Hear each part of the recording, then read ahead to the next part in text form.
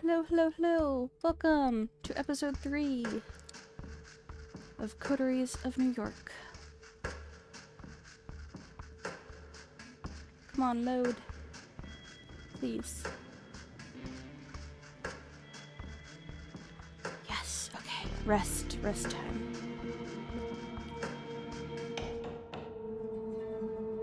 Kadir al-Asmai, the sheriff of New York City, is knocking at the door to your haven. The sight comes as more than a little shocking. If he had business with you, you'd either expect to see him already inside, or never even see him coming at all. Yet there he is, on the other side of the peephole, patiently and politely waiting for you to let him in. You carefully unlock the door and face him in silence. Evening, may I come in? You simply stare at him. Your lack of an answer doesn't faze him, and your lack of resistance as he starts walking inside has obviously been interpreted as permission. Once inside, he starts looking around as you cautiously stay by the door. Haven't really had time to make this place your own yet, have you? Feels like Langley's apartments through and through. A secluded study where nobody studies anything. Look at the books on the shelf, obviously meant to impress the guests. Not to be read. They reveal nothing about their owner, aside from the aching desire to be taken seriously as an intellectual. Ooh, already stumbling so much. He picks one of them up and smirks before putting it away. Oh god, that's a big word.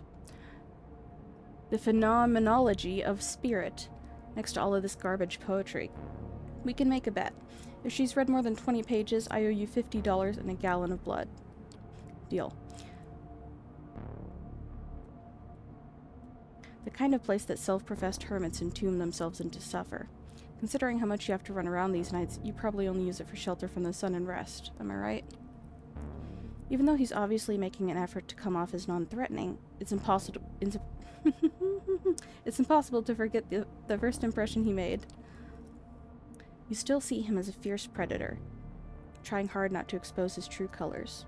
You sense a familiar fight or flight response as you struggle to find a diplomatic answer to his last question. If Kadir's bothered by your silence, he doesn't let it show. He keeps walking around, toying with whatever catches his eye. Eventually, he speaks up again. Watch any baseball lately? If I had to guess, you strike me as a Red Sox fan. Now he's inviting you to talk in a more direct manner. You attempt to overcome your physical reaction to him and reply as casually as you can. Just a bunch of dots. Your mind keeps going back to that night when everything was changed forever. Waking up in hell with a body next to you. Spending a night in that underground sweatbox, unsure of what will happen next. That endless car ride, 3 strikes, a bloodthirsty crowd, that blade. A rebirth, a baptism by fire, a frightening executor who made sure the flames scarred your spirit. As you look into his face, you realize he's read the emotions from yours. Not in the mood to exchange pleasantries, There's no animosity in his voice. He's just stating a fact. Let me get straight to the point, then. He momentarily stops caring about his surroundings, turning all of his attention to you, and demanding the entirety of your attention as well. Or in return, whatever. You see, there's something I've realized over the years. In large part, I may have been hired just to look menacing with a sword, but my job is all about seeing through bonds and relationships. The Camarilla would be safe as long as its members adhered to certain social contracts, making their dealings and affinities plain for everyone to see. But that, obviously, remains a pipe dream. This is a community of born conspirators, overly ambitious gangsters and politicians, monsters in denial, all sorts of tragically broken individuals. They are driven by desires that make them incompatible with the Masquerade, incompatible with prolonged survival of the Camarilla, incompatible with the methods I used to operate. And so I am doomed to be like a cop, constantly insulted behind my back, maybe for good reason, but immediately called for help whenever someone loses their tableware. Or like an Agatha Christie protagonist, outwardly assisted by everyone, but constantly lied to about everyone's pasts and motivations, even if my failure to solve the mystery might be the end of us all. He tries to sound like he's peacefully resigned to his fate, but it's easy to detect a tinge of regret in his voice, a voice belonging to someone who once had bigger ambitions than this. What broke him? So you see, for this detective, the why done it is far more important than who done it or how done it. When you understand all the players and their mutual obligations, you easily understand every crime. But of course, the kindred know it, so they devise ways to make my job much harder, just like conspiracies between two unrelated actors that depend on scratching each other's backs for mutual security. Or they enforce a blood bond to make someone unexpected their thrall. A boss serving their employee, a rebel serving a tyrant, just because one is regularly being forced to drink another's blood. What has Sophie seen in you? Why does the prince keep asking me about your actions? How come you're being pushed to build your own coterie so fast? You are surrounded by unclear motivations which you yourself don't understand. That unnerves me, and it should unnerve you as well. Oh, and what are your motivations? Finally, you manage to raise your voice. Kadir notices the effort and smiles softly. So you haven't gone mute since the last time I saw you. Good. Well, I'm here for a selfish reason. I need to develop a rapport with you to better fulfill my obligations. The last time we met, I couldn't see you as my equal. Now that you've been accepted into the Camarilla, what choice do I have? I'd understand if you didn't want to see my face again, but I'm one of the faces of the New York City community, and as long as you're part of it, it's going to be impossible to avoid me. Especially when I have business with you, and I do. You might have guessed by now, one of my tasks is uncovering and understanding your bonds, and one of them might endanger our community. Well, that's not menacing at all. Who is he talking about?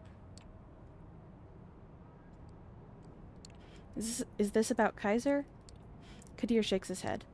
That leper is bad news if you ask me. But who doesn't trade information with him these days? No, they're not a major player.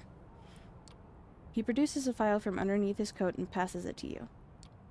This is our troublemaker. You open the file and see some printed photos. You freeze up as you recognize the face and are overwhelmed by a flood of repressed memories. Jessica Lowell. Lowell? The woman who made the last few years of your life heaven and the last few weeks a living hell. Since you took pretty much everyone you knew with her after the split, you thought the transition to this life would be painless. No baggage at all. Have you thought wrong? You look up at Kadir, expecting answers. There are some unfortunate rumors that you committed suicide after a messy breakup, so apparently Miss Jessica here is desperately mobilizing everyone she knows to look for you. Turns out she's contracted a lot of people who might recognize you, including some in-law enforcement agencies. The risk of endangering us is relatively low, but far from non-existent, which means she must be stopped. Must be stopped sounds threatening. You dread thinking what he's planning. I'll arrange for you two to meet tomorrow so that you can straighten out the situation and say goodbye to the life you've forsaken. That almost rhymed. He'll arrange what? Your eyes must look like saucers right now. Usually these matters are left to my discretion, and I can't think of an easier solution. The lost sheep reappears, takes care of unfinished business, and disappears, never to be seen again. Nobody cares. It's simple, it's clean, no contrived schemes, no unnecessary victims. And it gives me an opportunity to learn more about you as I observe. When neonates interact with kind they used to hold dear, their true natures are laid bare for everyone to see. Of course he's invested in being kind to you, or he's making clear his self-serving intentions so that you don't start figuring them out yourself. Any objections? Any alternatives are probably worse. You shake your head. Very well. I'll arrange a meeting and drive you there tomorrow. Better come up with a load of bull that's easy to swallow. He disappears from the apartment, leaving you as confused as the last time he closed the door on you. God damn it. You need to think it through. For a long time you just sit in your haven, lost in your thoughts, remembering how you once thought your world had ended with her leaving. Whining, sure, but seems like it was prescient? Whining. God, a lot of words in here, I don't know. Okay, let's see. Oh, okay, ooh, the final confrontation between Agathon and Juno is getting near. So, should we finish Agathon's or continue D'Angelo's?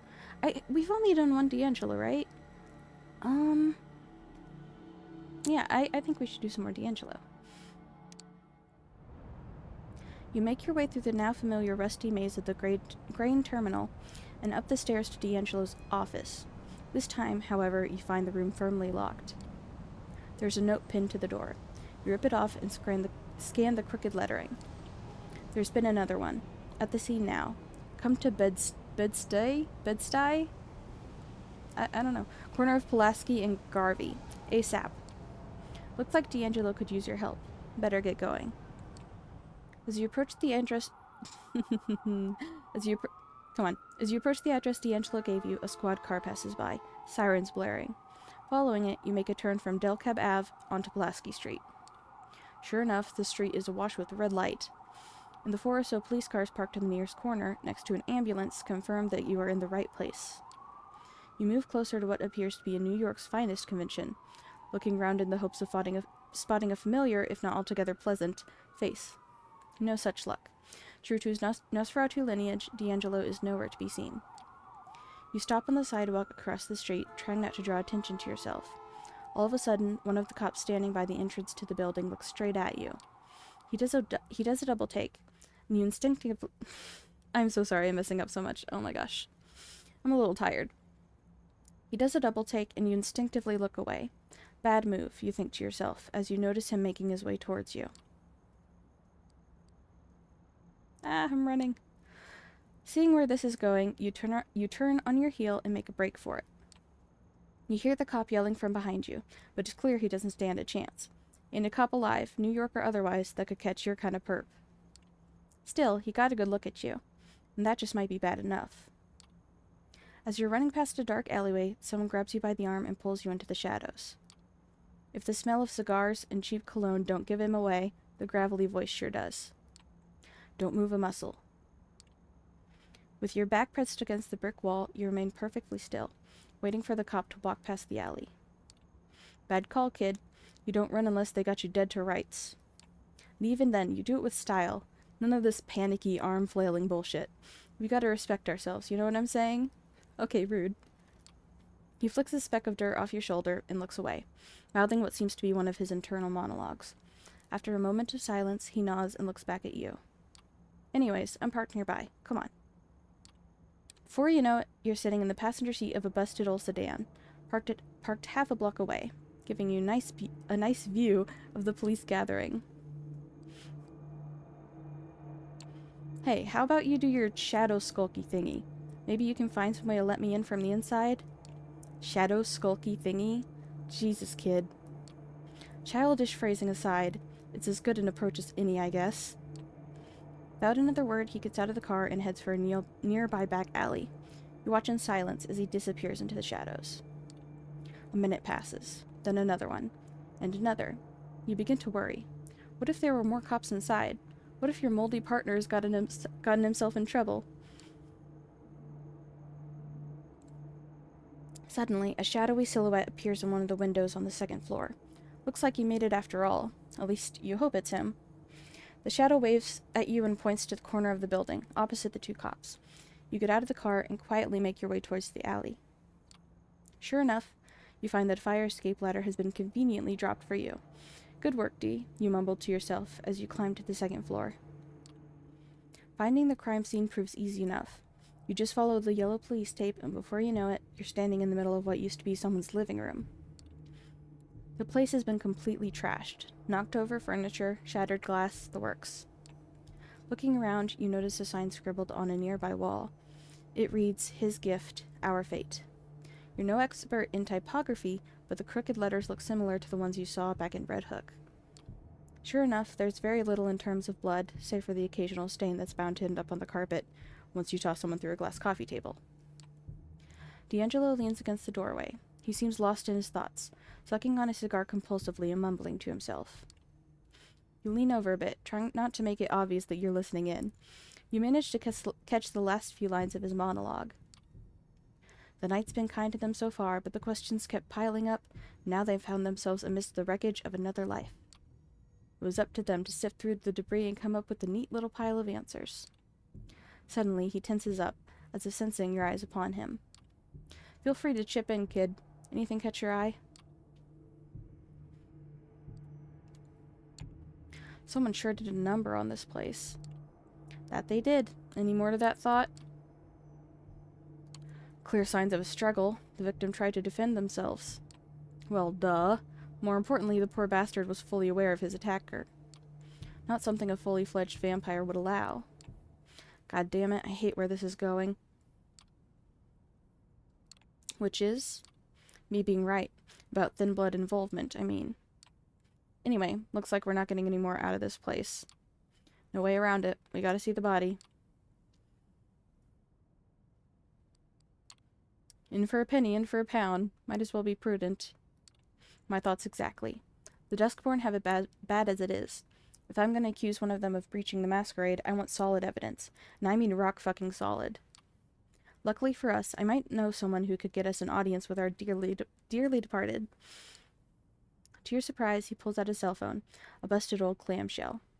He flips it open and spends a good minute browsing through the contacts, muttering to himself. Finally, he makes a call. Hey, you know who this is. Yeah. That favor you owe me? Time to deliver. Listen, I know you got a fresh one. The murder in Bedstay. I don't know. Fuck, I don't know how to pronounce that. I need to take a look. Yes, now. Yeah, you'd better. With that, he hangs up and gives you his trademark wry smile. Wait, aren't cell phones an issue for the Camarilla? Only if you tell him. Look, kid, I don't use it willy-nilly, alright? It's for special occasions. You don't always have time to throw fucking rocks at windows. Can you live with that? Or should I worry about being sent to the principal's office? Relax, Dee. I'm not gonna rat on you. He shoots you a smile. For some reason, it seems less crooked than usual. Good to know, kid. Anyway, looks like my guy's gonna come through. Next stop, Kings County. Kings County, the bleeding heart of Brooklyn. It's beating as hard as ever, with ambulance after ambulance bringing in sick and wounded New Yorkers to be pumped through the tight arteries of the healthcare system. Ew. It's a dangerous place for kindred to show their face, incessantly crowded and full of people who specialize in noticing all sorts of physical afflictions, especially the sort that make up the very essence of a vampire's existence. For instance, death. Thankfully, your business here tonight keeps you away from the hectic human hive of the ER. Instead, you follow D'Angelo to a relatively quiet part of the underground parking lot that's closest to your current point of interest, the Kings County morgue. Having found yourself a convenient and suitably unlit spot near the hospital wall, you wait patiently for D'Angelo's contact to appear. Every now and then, you glance over at the undead Gumshoe, as if to make sure his moldy mug isn't showing any signs of worry. It isn't. Or at least he's very good at hiding it. Finally, after 30 minutes or so, a lone figure emerges from a side entrance. As the human-shaped shadow walks by, you're quick to recognize him as the EMT you saw back at the murder site. Clearly nervous, the 20-something-year-old redhead can't seem to help but look back and make sure nobody is following him. Finally, he stops and lights up a cigarette. Without even looking in your direction, he takes a puff and exclaims, seemingly to no one in particular, Room 112, you got 20 minutes. D'Angelo speaks without looking at you. That's our cue. You follow the Fang detective through the same door the EMT walked out of. Luckily, this wing of the hospital seems unusually empty. Still, the confidence with which D'Angelo makes his way through the white and green corridors makes it clear. He's been here before. Finally, he stops in front of one of the doors. Room 112. That's your stop. The room is small, with only one oversized freezer by the wall and a single slab mounted at its center. Surely enough, the bottle of a middle-aged man is splayed out on its steel surface. Even for a dead man, he seems unnaturally pale. Extreme blood loss will do that to you. Try as you might, you can't help but look at the man's face. His features are twisted in abject horror. This was not a peaceful death. Looking closely, you notice 2 small puncture wounds on the victim's neck. If ever there was a clearer sign of a vampire attack, you've yet to see it. Looking over at D'Angelo, you notice his lips moving in a familiar fashion. He's narrating again. Before he can utter an intelligible word, you cut in with a remark. Jesus, the look on his face. It's like nightmare fuel. No kiddin', which means he was fully aware all the way through. He knew he was dying, which, combined with the blood loss and the teeth marks on his neck, confirms our hypothesis. We have a serial thin blood on our hands. Fuck. As if on cue, the doors swing open. A tired-looking man with a stethoscope around his neck walks in. With his eyes fixed on his clipboard, he doesn't appear to notice you. Yet. Ooh, yes. Letting your instincts take over, you pounce on the unsuspecting doctor, plunging your fangs into his aorta. That's a fun word. The precious liquid tastes sickeningly sweet, making you feel a bit lightheaded. It appears the good doctor has been getting high on his own supply. It takes you a moment to get your fill, but when you're finally done, you immediately feel D'Angelo's eyes upon you. You start coming up with an excuse, but he just smirks. You're quick, kid, I'll give you that. Beat me to it by a pube. Now come on, let's get out of here. Time to pay our dear Primogen another visit. Robert Larson's home looks about the same as last time. No added security, no angry dogs prowling the yard. It appears that the thin-blood Primogen would rather risk another visit from his old pal D'Angelo than to arouse suspicion of his family and neighbors. Which is good, considering that's what he's about to get. Sure enough, the light in Larson's study is on, and you even catch a glimpse of the man himself shuffling around the room. You look over to D'Angelo, wondering how you're going to get Larson's attention this time. Without a single word, D'Angelo walks over to the nearby street lamp and leans against it, making sure he's visible to any and all who happen to look. Looks like the time for subtlety is over. It only takes a couple minutes for Larson to take notice. You see him lean against the window and storm out of the room. In mere seconds, he's in front of... oh my gosh. In mere seconds, he's out in front and in D'Angelo's face. Listen to me, you moldy fuck. I've had just about enough of your shit. You want to pester me? Fine, but leave my family out of it. For a moment, D'Angelo just stands there, motionless, allowing Larson to get his frustrations out. Suddenly, he grabs the thin blood by the collar, lifts him off the ground, and smashes his back against the lamppost. Are you finished? All right. Now you listen to me and listen good. You think I'm enjoying this? You think I like to be jerked around? You think I got nothing better to do than hang around this little puppet theater you've made for yourself? Now, either you give me a lead I can follow, or I'll start remembering things you'd rather forget. For the first time since you met him, Larson looks speechless. His eyes wide with fear, he can only mutter under his breath. You wouldn't dare. Try me.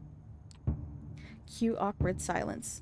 You stand there, shifting your eyes from one vampire to another. Guess it's time to either press the advantage or play the good cop. Take it easy, D'Angelo. Let's not make a scene. Why not? I like making a scene. It's not like we're getting shit done. Might as well make a show of it. If you want my help, put me the fuck down. With his feet back on the ground, Larson straightens his collar in a faint attempt at preserving some shred of dignity. There's a place in Manhattan, Lower East Side, one of the few places in the city where my people can find shelter. Yeah, I know it. If you go there right now, you might find what you're looking for. D'Angelo stares at him for a moment, just long enough to make it uncomfortable. We'd better. Finally, D'Angelo loosens his grip. You both watch Larson limp back to his house, looking back over his shoulder, like he's going to tell the teacher on you. You look to your partner, meaning to ask what that whole things you'd rather forget deal is. Or was. As if sensing your curiosity, D'Angelo cuts in with a preemptive mutter. Come on, we got what we came for. As you reach the address Larson gave you, you find yourself standing in front of what looks like an old garage. On the outside, the place looks as uninteresting as it gets. You'd think it abandoned, if not for a few barely working lights illuminating its shabby facade. Once you're inside, however... If ever there was a place worthy of being called a wretched hive of scum and villainy, this is probably it. The room is littered with drunks and crackheads, human and thin blood alike, their minds lost in their cruel little worlds, their bodies splayed out across the floor. D'Angelo leans over and whispers in your ear. I'll cover the back door. You stay near the front. Let's look around and see what we can find. Before you can ask exactly what you're supposed to be looking for, D'Angelo disappears into the shadows. Doing your best to blend in with the crowd, which is fairly difficult considering your upright position, you slowly make your way across the large room.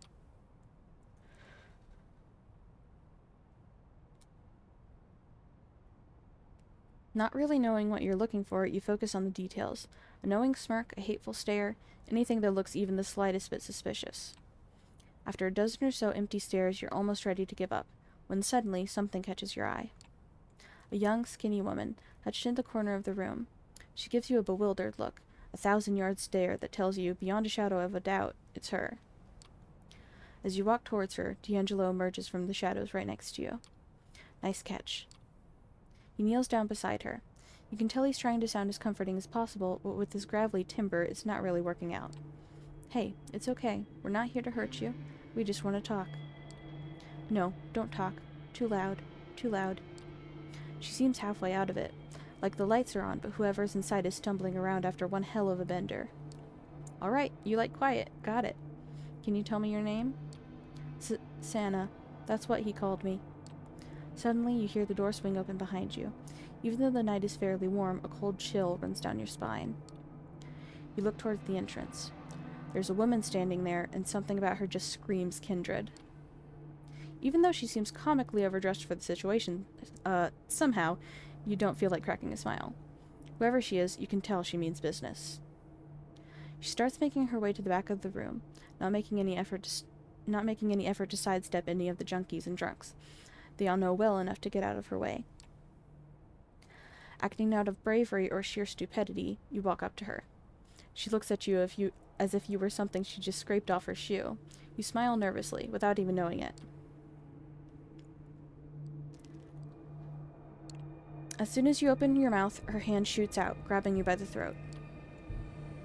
The woman looks at you, tilting her head, as if examining a curious species of insect. Suddenly, her eyes shift as she notices something behind you. Her face turns from disgusted curiosity to sheer annoyance. You. Hey, Val, that's my assistant you got there. Do you mind? She rolls her eyes. You feel the grip on your neck loosen, and you awkwardly fall to your feet. She makes her way towards D'Angelo, pushing you aside like a rag doll. Where is she? You're gonna have to be a bit more specific, darling. Don't play coy, Jenny. The manslayer. I know she's here. A blood hunt has begun. By order of the prince herself, the girl is to meet her final death. Hold your horses, honey. I'm conducting an investigation under the auspices of the sheriff. That counts for something, too. Look, sweetie, I'm not here for some clip measuring contest. You want this to get ugly, be my guest. Otherwise, I suggest you step aside and let me do my job. By all means. He steps aside in a comically exaggerated fashion. You look at the corner where you last saw Santa, but find no trace of the girl. Well, I'll be. I could swear she was just here. Valerie looks at D'Angelo. She smiles softly, but you can tell she's trying very hard not to rip his head off. You'll regret this. Story of my life.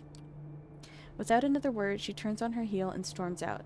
D'Angelo waves his hand in your general direction. Come on, kid. Let's get out of this shithole.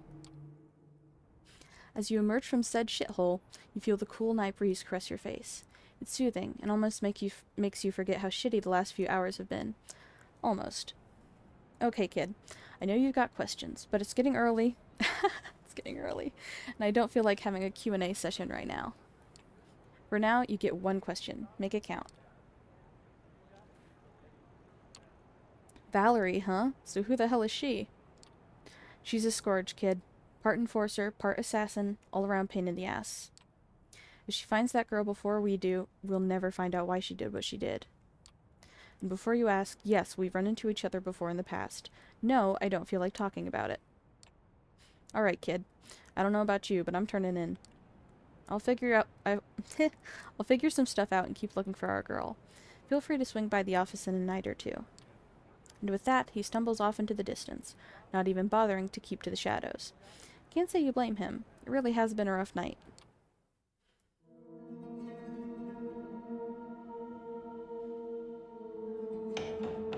Knock knock. You'd ask who's there, but you don't know if the sheriff of New York City would play along.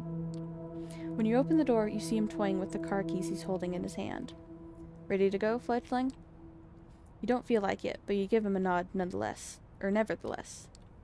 Excellent. Stay close. He leads you down to the vehicle he's parked nearby. Once again, he takes the wheel, literally and figuratively. Everything inside is just the way you remember it, down to the rear-view mirror reflecting the intense stare of your guide. However, the trip itself feels notably different. The last time Kadir drove you around, he was forcibly dragging you away from your old life. This time, he's pulling you back into it. All the things you wanted to say to Jessica keep running through your head. Let me tell you how this is going to go. As I said, I've arranged a meeting between you and your kin. It's going to take place somewhere you should know very well. I'll watch over you two from a safe distance to make sure you adhere to the rules. You should know those very well, but I'll reiterate just so you can't ever say I didn't warn you. Don't do anything that would violate the Masquerade. Don't establish some secret routes of contact. I will know. Do treat it as the last time you two will ever meet. Take this chance to wrap everything up. Here's your story. You're fine, found yourself at a crossroads, decided to radically change your life and move out of the city. The subway is unbearable. The rent is too high. They've heard it all. You were ready to leave New York for good when you heard those absurd rumors about taking your own life. So you've decided to set the record straight. He gives you a knowing look. And close the curtains on your relationship, once and for all, on your own terms. The car makes a sudden turn. I'll leave the finer details to you. Just be so kind and don't make me regret it. You can sense he's going out of his way for you, but doesn't try to force you into gratitude by stating it plainly. If you know, you know. He'll see if you are worthy of his aid. We're here. You take a look around and recognize your destination. He was right. It is a familiar place. It's that club. The one you met your future sire in while trying to forget about Jess. This is where they last saw poor Jasper. Who knows whatever might have happened to him? One Jessica Lowell is trying to find out. She got a tip from an anonymous source, saying that you might appear here tonight. Wouldn't want to disappoint the lady, would you? She's apparently quite distraught. He turns off the engine and relaxes comfortably in his seat. You silently leave the car and head straight for the club. The last time you were headed this way, you still had a pulse. Feels almost nostalgic. It's not true, I came here with Agathon before now. Haha. There's a party getting started and some rookie DJs trying to read the crowd. You begin to look for Jess. You wonder what the first thing you say to her should be.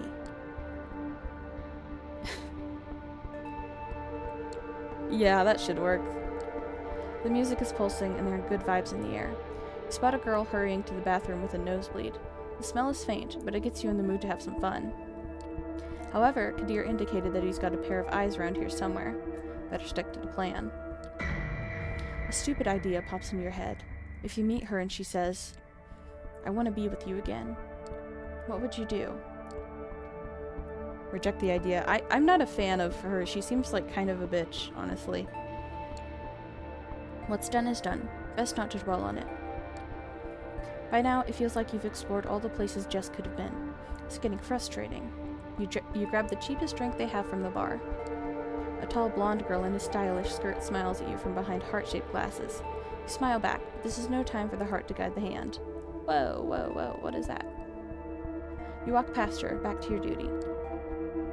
You mimic taking a sip of your drink. God, you could have been having so much fun tonight. You could. Accidentally stumble into Jessica when you least expect it. She looks at you as if she's seen a ghost. You freeze up, trying to come up with something to say and failing. The last few years of your life flash before your eyes. Wait, what was the line you decided to open the conversation with? Before you remember, a powerful slap takes you out of your stupor. You stupid motherfucker. Guess she gets the first line. You realize you've spilled your drink all over your clothes. I've been so worried. I've been so fucking worried. Called everyone I knew to look for you. And you're just having fun clubbing? You thought it would be funny to drop all contact with everyone? Pretend something happened to you? What, you wanted to see my reaction? She slaps you once again. You let some sort of dissociation set in and just watch the situation as it unfolds. I'll let everybody know you're okay, but don't you ever show yourself in front of me again. She turns her back on you and disappears into the crowd, walking towards the exit. You look around. You notice the heart-shaped glasses girl chuckling in the distance. You're no longer in the mood to party. Guess you'll follow Jessica's lead and leave. Better not keep the sheriff waiting. Well, at the very least, you can say this. She still cares. That's nice. Back to Kadir's car. Once you close the door, he instantly puts his foot on the gas pedal. Walking off the pitch with no regrets? Is that everything you had to say? You speak up without thinking. Yeah, she said she'll call off the search. Getting her to accept that it was over took some harsh words, but deep down, I think she knew it was time to say farewell once and for all. She's a little shaken up, but she'll live. You spot a playful spark in Kadir's eyes. You took care of it like a man, did you? Very good. The people we knew in life had this tendency to briefly reappear in our unlives. One night, let's say 20 years from now, she might spot you on the street. You won't have aged a day from now, and even though she'll tell herself that can't be you, she'll be jealous. And if you look happy, she will feel regret over what could have been. So, for the sake of the night your paths cross once again, I hope you'll search for your own happiness. The car speeds up to cross an intersection before the light turns red. You give Kadir a good, hard look. Thanks. It doesn't feel like a, very vampire thing to say, but you say it nevertheless. He's visibly taken aback, and his usual furrowed brow smooths out for a moment. Then he takes on a serious, slightly sorrowful expression. Don't suck up to me, kid. Mr. Bad Guy is still in here, and without a doubt, he will go back to decapitating suckers like you any time now. The car starts slowing down. We're here. You look out the window and see your haven. Take care. I'll see you around. Just pray I don't have to see you too often. You leave the car and start walking to your haven, thinking about Kadir. Can't say you're fond of him, but with the welcome he gave you and all, but after tonight you can't say you aren't either. Yes I can, I fucking love him. You're gonna need some more time to understand him, that's for sure. Let's see. Who next?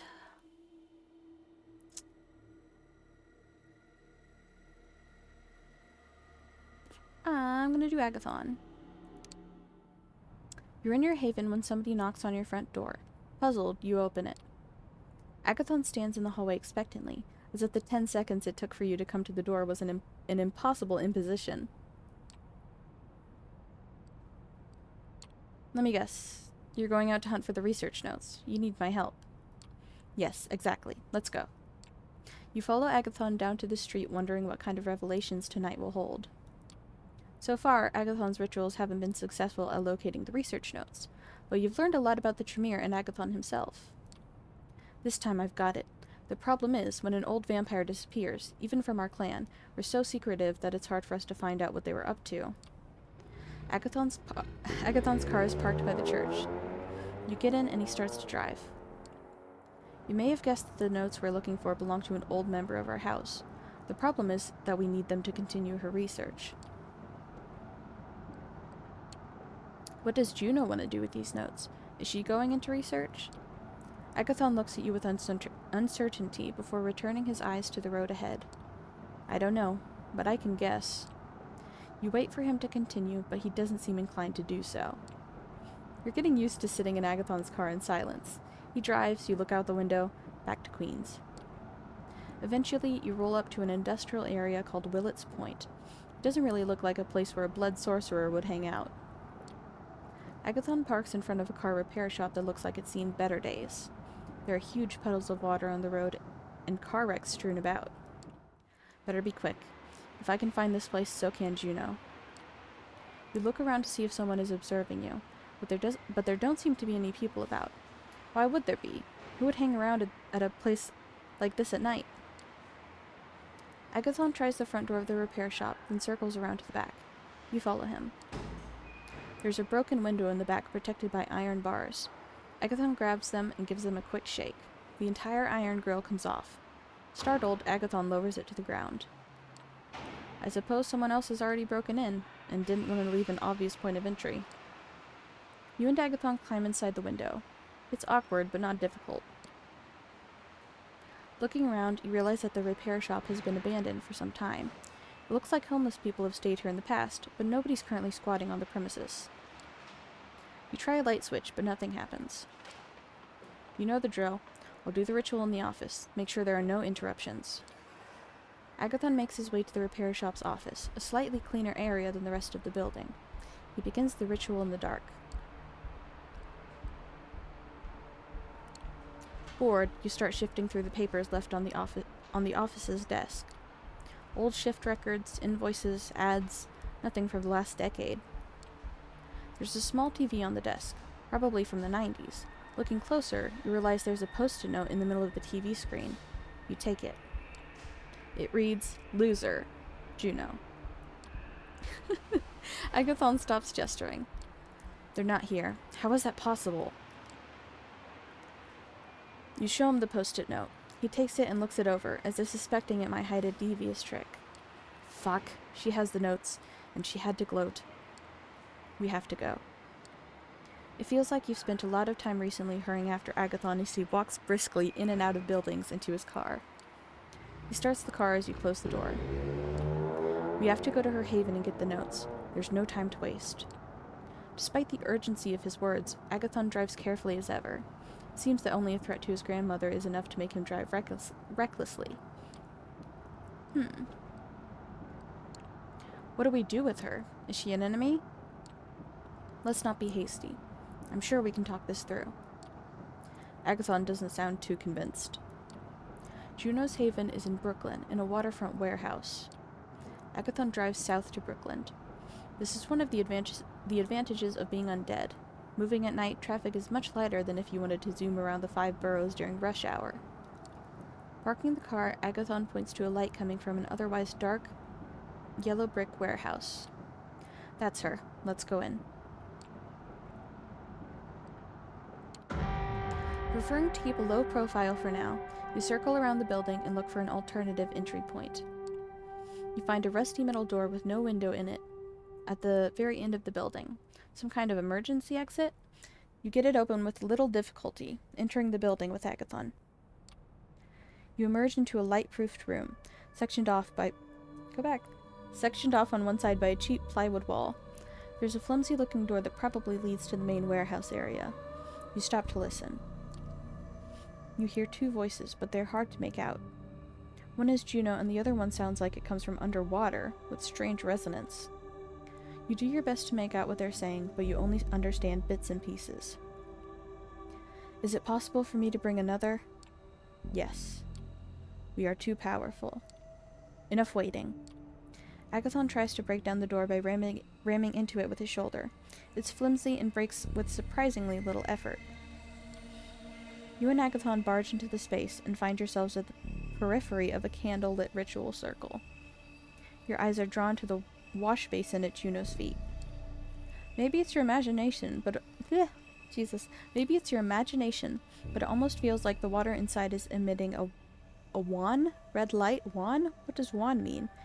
Is emitting a wan red light of its own. Juno, you have to stop. Hand me the notes.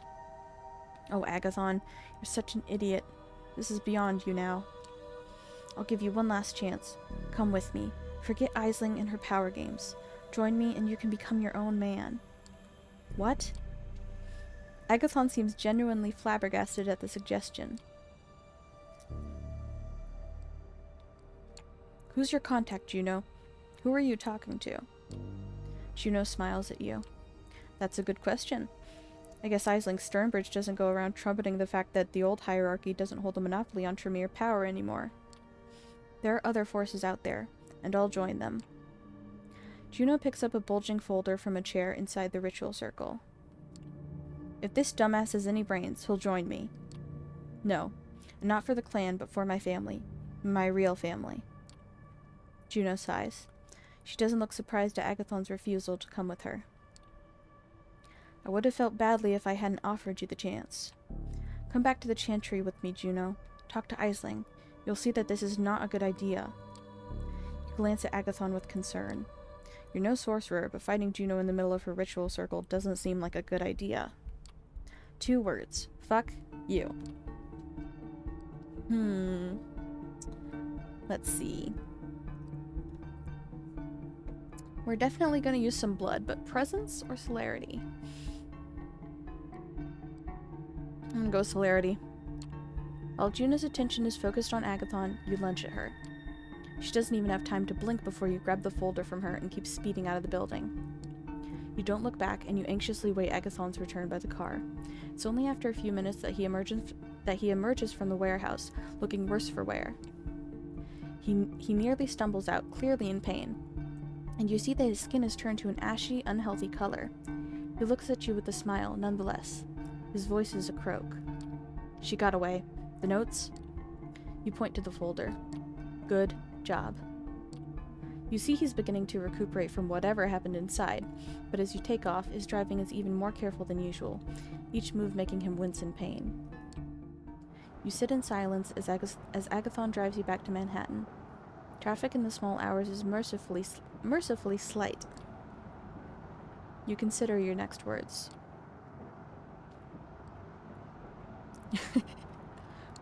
Now that we have the notes, any chance I can have a look at them?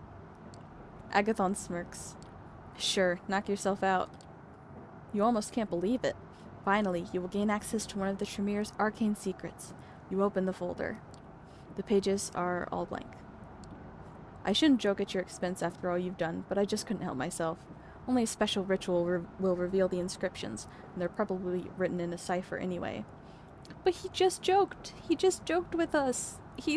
That's... Ah! Another ritual, of course. Do the Warlocks have one for everything? The thought is almost enough for you to become oblivious to the fact that Agathon cracked a joke. See? See? The game acknowledged it. It's amazing. Almost. You reach the occult bookstore. After Agathon parks the car, you head inside. You climb to the second floor to find Iceling Sternbridge waiting for you. She looks surprisingly casual for someone with such power. You have good news, I hope? Yes, we have the notes. Agathon hands over the folder. Iceling Sternbridge caresses the cover with obvious joy. Wonderful. You did not disappoint. What of Juno? We were not able to stop her. She escaped. Well, no matter.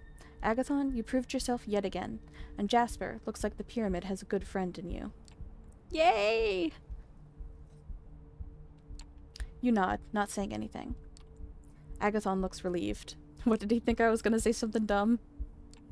You leave the bookstore with praise ringing in your ears. Even the taciturn? Agathon manages a smile. Aww. You have no idea what will happen with the notes, but you feel that you've reached an understanding with Agathon. Perhaps that's enough of this world of backstabbing and betrayal that you now inhabit. Okay, well, we have officially done Agathon's path. Isn't he adorable? Let's see. We are gonna do more D'Angelo. Knowing there are only so many places with a good enough bridge, knowing there are only so many places with a good enough view of the Manhattan Bridge, you decide to check the ones that aren't likely to be crowded at this time of night. It doesn't take long before you hit the jackpot, Jane's Carousel. As you're walking along the pier, you notice a lonely figure sitting on the bench, steel flask in hand, his legs up on the railing. Soon enough, you hear a familiar voice. Evening turned to night, and as the final flickering rays of sunlight gave way to the kind nocturnal shadows, so did the last of the jabbering tourists give way to a blessed silence. And yet, I couldn't shake the feeling. Pausing mid-sentence, he leans back over the bench backrest and looks straight at you. Upside down, his face looks even creepier than usual. That I wasn't alone. That flask, is that what I think it is? Depends on what you think. It's a little something from my private reserve. I call it the Drunken Sailor, because that's probably where it came from. He takes a sip, then points the flask in your general direction. Want some? Yeah, fuck I do. Fuck yeah, I do. Sure, why not? You take the flask and take a swig. It's blood all right. It's blood all right, mixed with other frivolous substances, some of which you recognize, while others you probably don't want to know. That's the spirit. Now that you're good and soused, there's something I've been meaning to tell you. There's been another one. Killing, I mean. Down by the docks. Same MO? The blood? The graffiti? Yep. It was our gal, all right. Victim sucked dry, same as before. Another sign on the wall. Something about impending doom and oh lord, he comin'. The particulars escape me.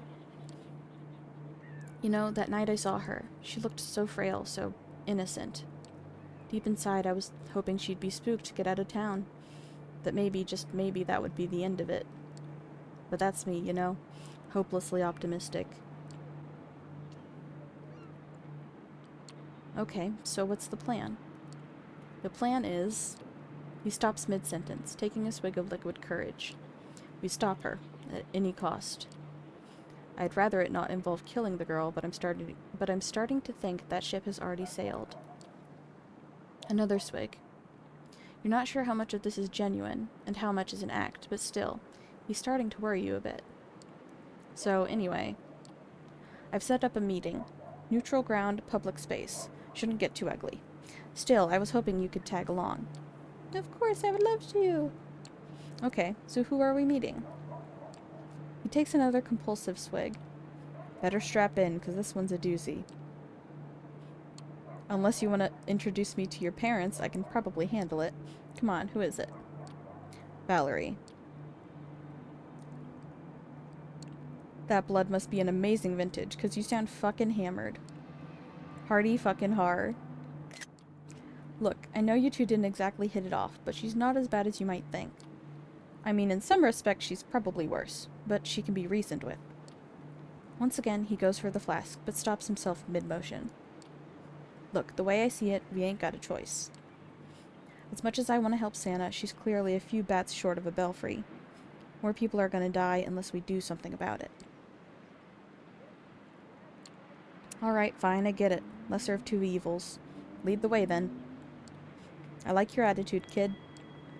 I know it sucks, but hey, if there's one thing life has taught me, you don't always get what you want. Noticeably proud of his words of wisdom, he decides to top him off with one last swig. A single drop falls between his crooked teeth.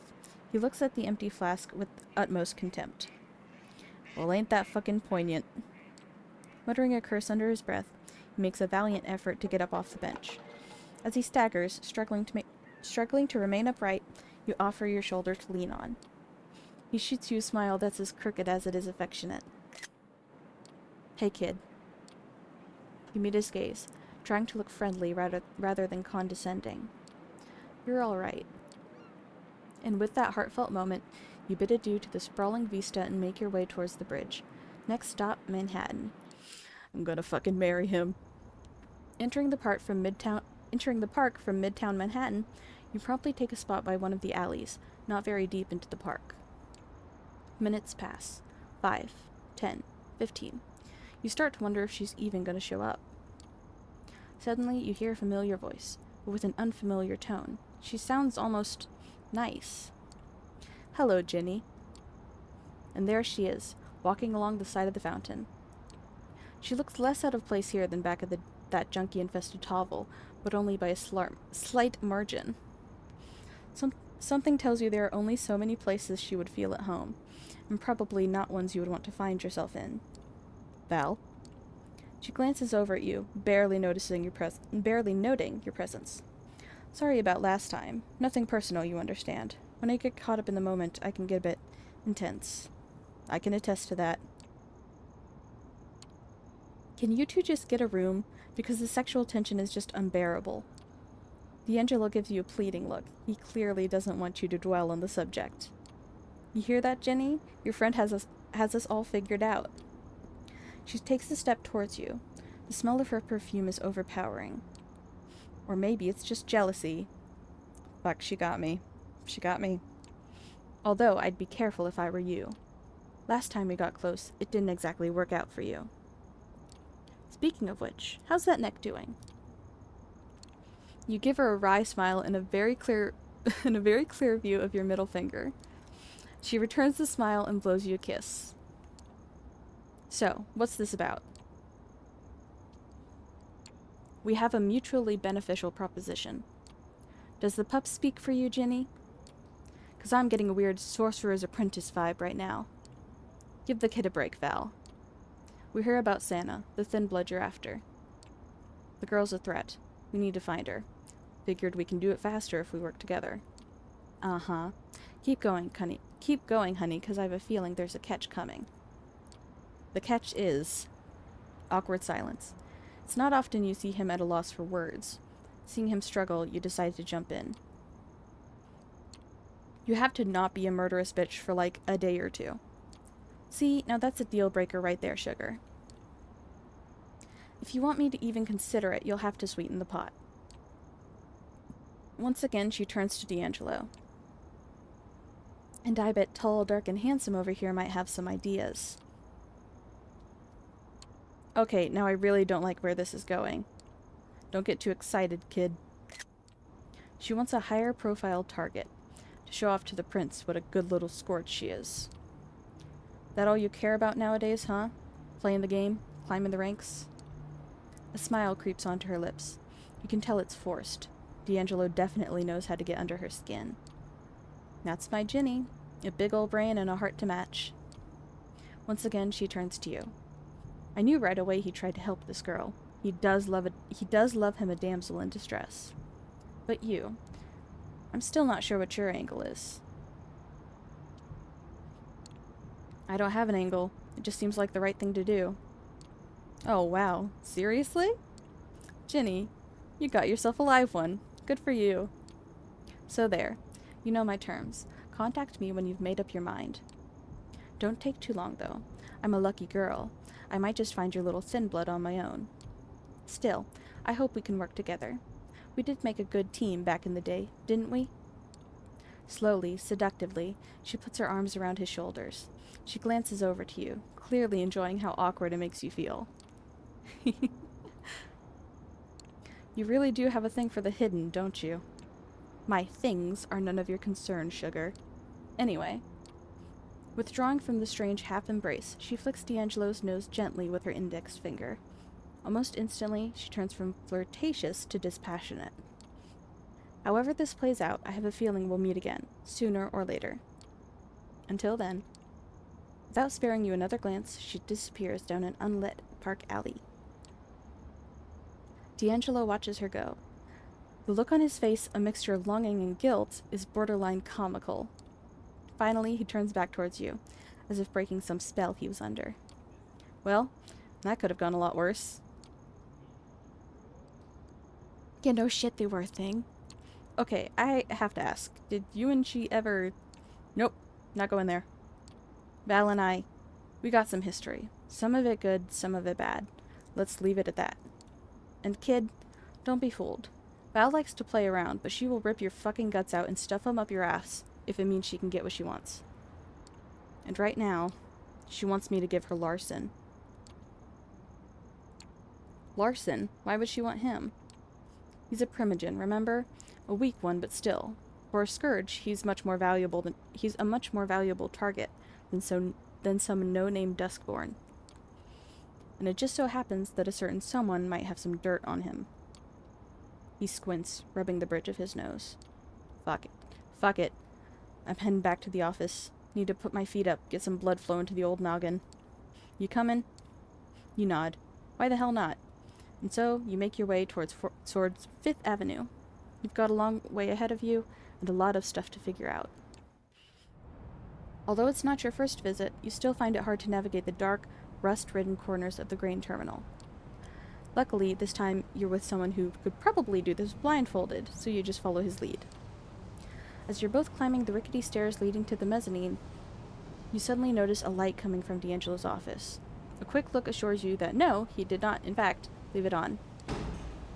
You bust through the door like undead Tango and Hooch. Or was that Turner and Crash? Ready to unleash unholy fury on the intruders. You half expect an Anarch death squad or an SI hunting party. Instead, you get Larson, who nearly falls out of the chair when you two bust in. Well, look who it is. Missed us already? Hardly. Seemingly both intrigued and irritated by the surprise visit, D'Angelo walks over to a cabinet and pulls out a fresh cigar. Then may I ask what brings you, oh, venerable primogen, to my humble abode? Her. He points at a tiny shadow cowering in the corner of the room. To your astonishment, it turns out to be a very familiar face. The blood. No, not again. Please. Where the hell did you find her? Outside my front door. She must have heard of me, found out where I lived. It's not uncommon knowledge among the Duskborn. She probably figured I could help. But honestly, I have no idea what to do with her.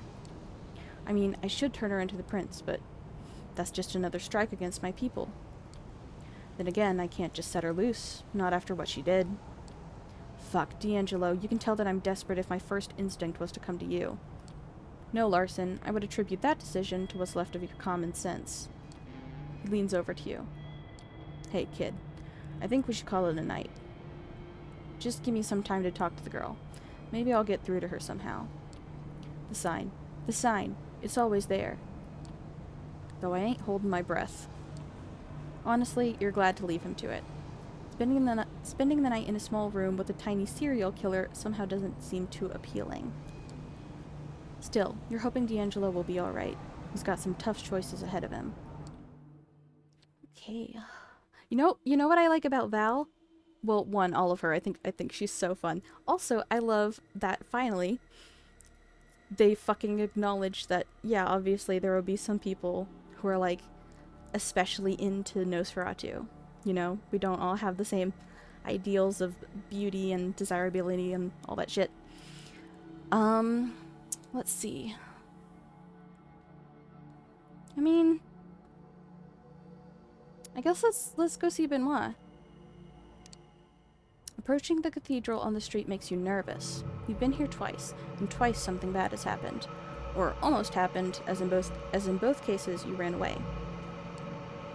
Benoit suggested it's time to stop running and experience faith head-on. Perhaps he's right.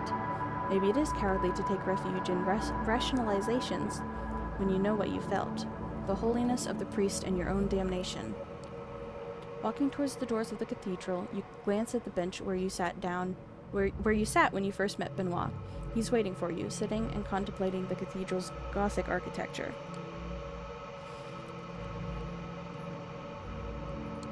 I wasn't certain I even wanted to talk to you after last time. I understand. I'm happy you chose to come.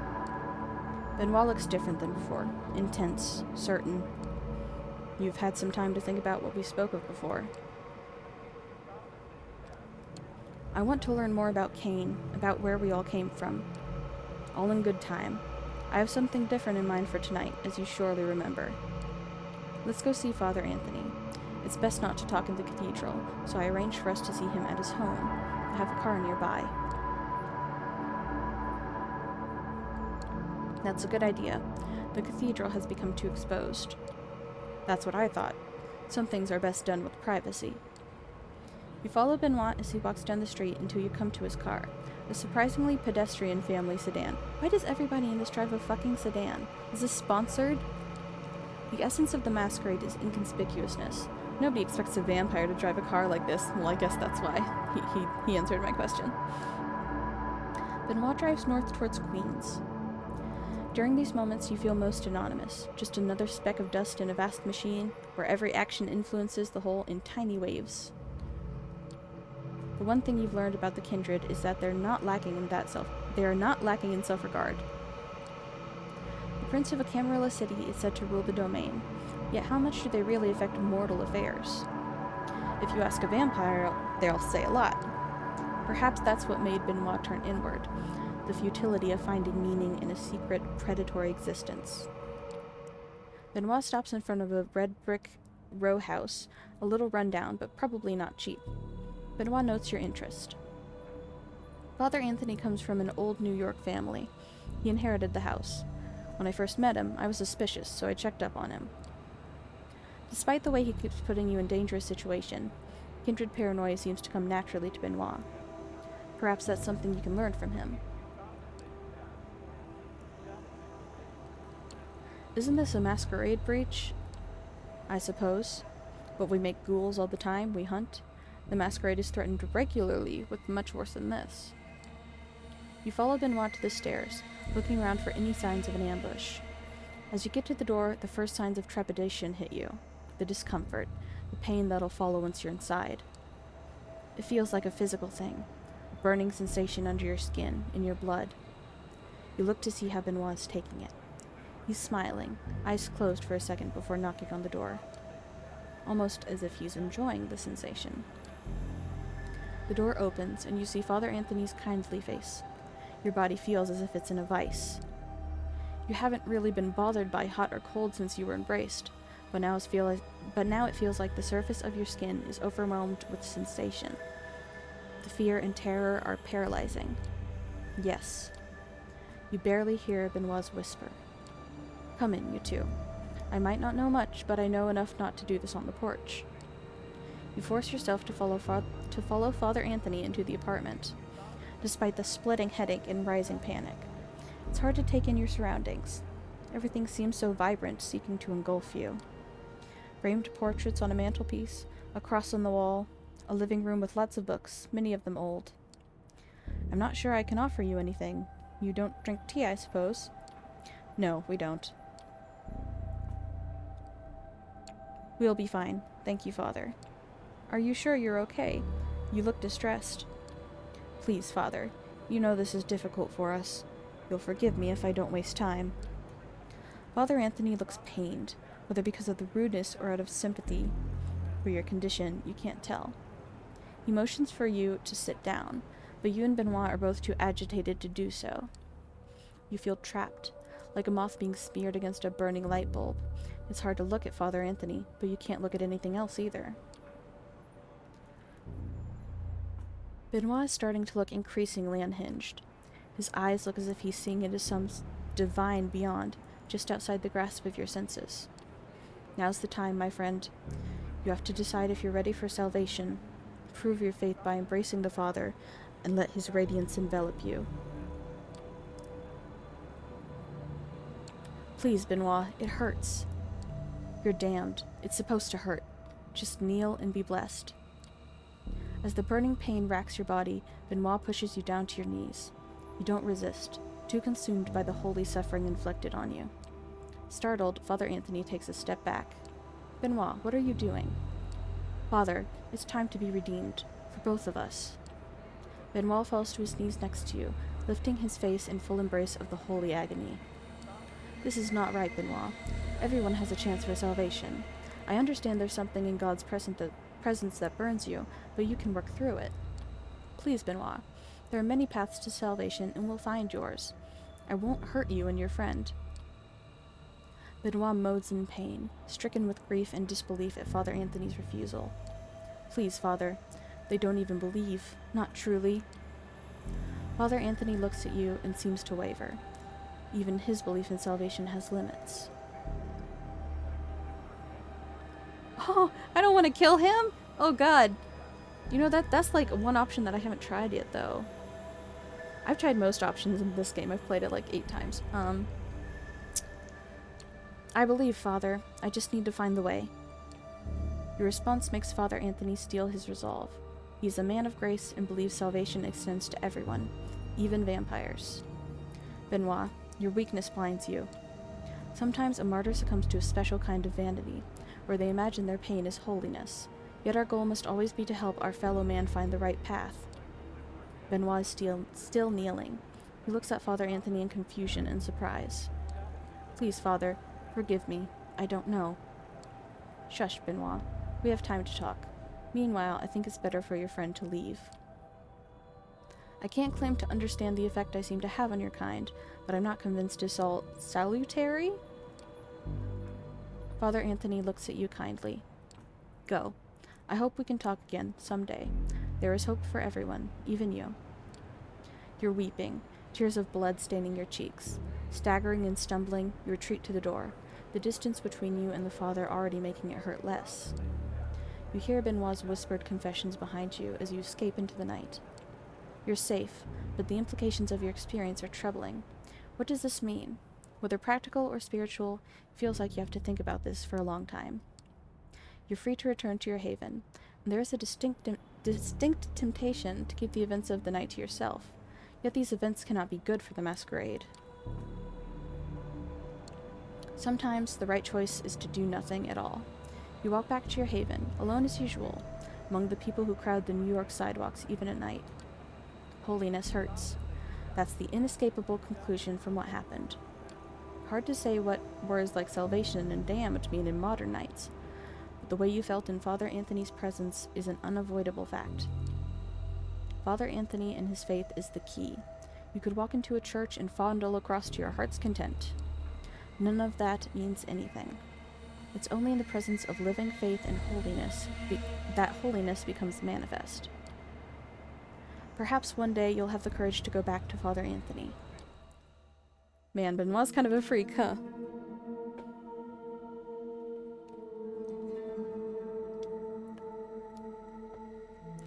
Okay, well, I think we're gonna keep going with D'Angelo. I want to, hopefully, see if we can finish his path, and then see if we have time enough to also fit Tamika's in there. If we don't do any of these 3 up here, then maybe we can. Maybe we'll have time. I will certainly try. So here we go. As you make your way up the stairs, you notice that D'Angelo's office is surprisingly quiet. You were half expecting something akin to a scene from The Exorcist, with Sana belching out curses and your companion sprinkling her with whatever it is vampires use for holy water. What you witness instead as you open the door is the picture of serenity. The girl, although still curled up in the corner, is sitting calmly, with her eyes fixed on the pages of some pulpy detective novel. She doesn't even register your presence.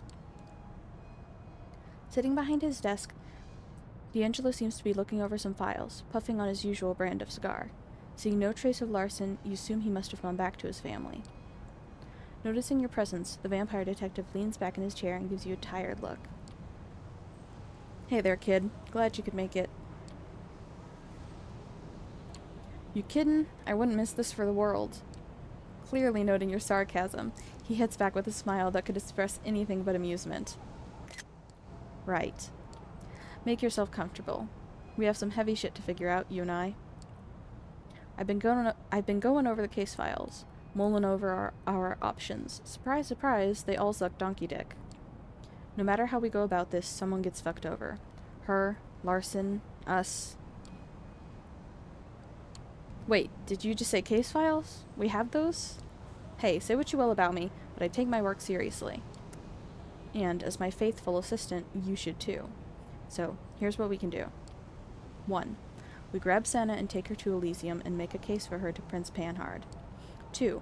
We get Valerie to back off by feeding her the dirt I got on Larson. 3. We try to get Santa out of the city. Come on, kid. I can hear them thoughts bouncing around in your head from over here. Out with it. You want to bring Santa to Elysium? Isn't that pretty much a death sentence? Pretty much, but not quite. If we can get an audience with Panhard, we might be able to convince her to spare Senna's life. The prince isn't as much of a hard-ass as some would like her to be. She'd probably rather avoid further alienating the Duskborn community. That said, if we run into Kadir, we're as good as fucked. What kind of dirt do you have on Larson anyway? Must be some serious shit. Oh, it is. A few years back, the Second Inquisition led a coordinated assault on New York Kindred. Operation Lights Out, they called it.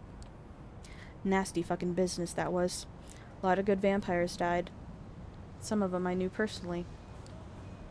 Larson was one of the Inquisition's first targets. But when they got to him, he managed to convince them to spare his life. In exchange, he fed them info on a fellow Camarilla member, one Nicky the Chop. Suffice it to say, Nicky didn't make it through the night. Okay, time's a-wastin'. What do you think we should do?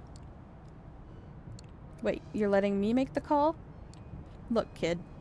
I've been at it all day, mulling it over, and all I got for my trouble was a splitting headache. I just don't know anymore.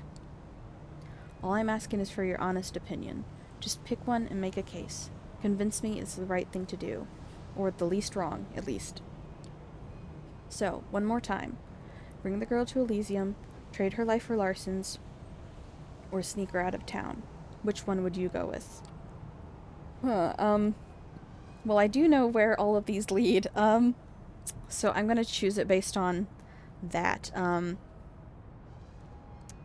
The first one I tried, was try to get her out of the city, and that did not go great. Bringing her to Elysium seems like the most reasonable thing to do. And the cruelest. Or at the very least, the most risky. If we can't convince Panhard to give Santa a shot, the girl's as good as dead. Then we better be extra convincing. So be it. Fuck.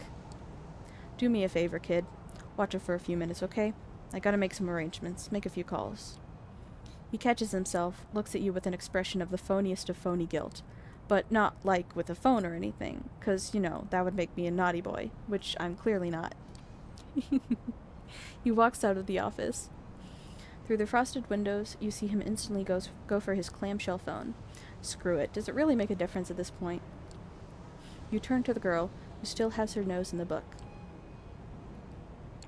So, is that book any good?